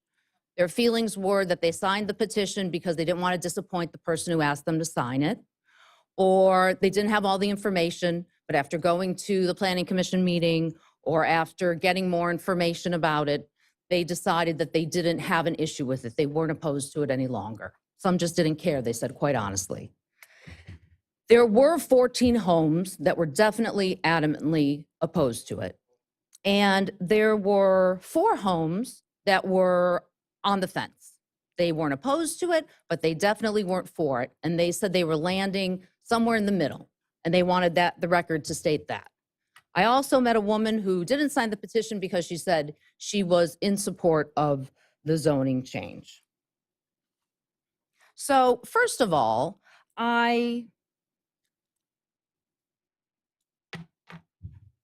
since I've been involved on the board for about the last 5 years, this is the first that I've ever had someone question me wanting to reach out individually to residents instead of just letting them come to the public meetings. So I just want to explain why we do that. We do that because these public meetings can be intimidating for some people. And as you can see, we had to only give you 5 minutes tonight because we had so many people speaking, and we're going to hit probably 4 hours for this meeting. So when we go door to door, we're able to really connect with the residents. When I knocked on the reserve for the last week and a half, I was able to sit on people's couches, and I was able to talk about a lot of things about the township. I was able to talk about their feelings and explain some of the facts that they didn't have. And it was a great way to really connect and really understand how they felt about this issue and why they felt this way about this issue. And then I'm able to take that information and I'm able to share it with my fellow commissioners so we can really understand everybody's perspective on it. It's why we attend the 3 planning commission meetings. It's why we attend the neighborhood meetings. It's why we've started a whole resident reach out program. So for land development, we involve neighbors in the process now and in a very significant way, because we do want to know what our neighbors are feeling and what their opinion is about this and where they stand on it. I wasn't the only person who knocked specifically for this. I know that Commissioner Damsker and Commissioner McNaney also, throughout this whole process, have talked to some residents as well, especially some of the residents surrounding the property. And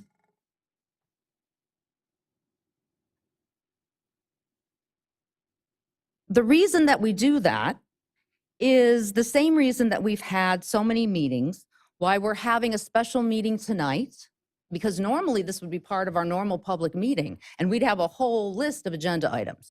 But we made this specific special meeting just for this group of people so they could feel like they could express their opinions and we could understand their perspective. And everybody changed their schedule, our staff and our consultants and the applicants, so we could all be here on one night. As a board, one of our highest priorities is making sure that all of our residents feel heard and they feel represented by us. We work very hard as a board to make local government accessible to everyone in our community. We really do constantly try to find new and creative ways to engage and involve our residents. Transparency is a really high priority for us. And throughout this process, we really tried our best to make all the information clear, accessible, and easy to understand. We've tried to listen and understand everyone's perspective and to make sure that you had all the facts. And at the end of the day, we can't make everyone happy. I wish we could. We all wish we could. That's why we're doing this. That's why we got involved. We're not career politicians. We're doing this because we really, truly want to be the voice of our residents. I feel that it is my role as a member of the Board of Commissioners to vote for the well-being, the safety, and the public health of our entire community.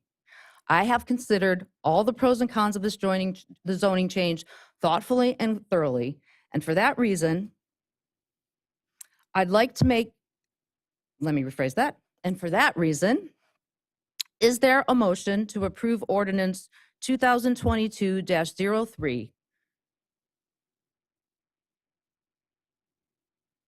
Is there a motion? We have a motion. Do we have a second?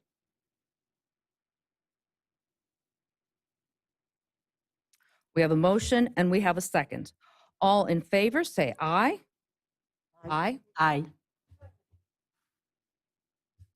Commissioner Damsker seconded the motion, and I heard ayes from Commissioner Damsker, Commissioner Carter. No. No, okay, Commissioner Similaro and Commissioner Hull. Mr. Hall, yes. What if I'm sorry? I have to vote tonight? You do? Yeah, well, I mean, Could we have, I'm sorry, could we have 5 minutes just to review the traffic study that we were just given? I'd just like to look and compare before I vote, because I've been trying to read through it. And Do you want to take a recess? I agree. Can just a we? couple minutes Okay. just to read this. Okay, all right, so we're going to take a really brief recess.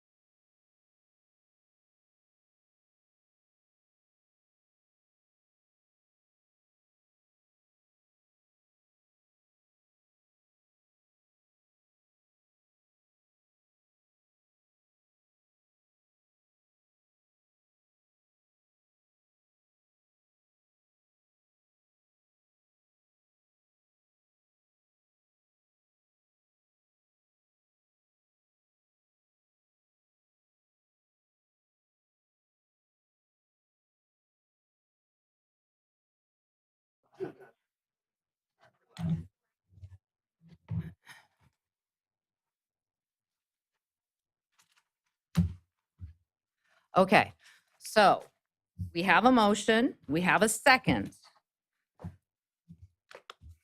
All those in favor say aye. Aye. Aye. Aye. Aye. All opposed? The ayes have it. Motion passes unanimously. Nobody voted. Did everyone vote? Catherine, did you say aye? Aye. Yes. Yes, she did. No, everybody voted. Catherine voted. I thought I heard her say aye. She said aye. Aye. Just let the record reflect there were 5 ayes. If any of you disagree, Commissioner Damsker, Commissioner Similaro, Commissioner Carter, Commissioner Hull, Commissioner McNaney, you all voted aye. Yes. Okay, great. Thank you. No one did. There are 5 Unanimously commissioners. approved. Unanimously approved. Thank you so much for coming this evening. Meeting is adjourned.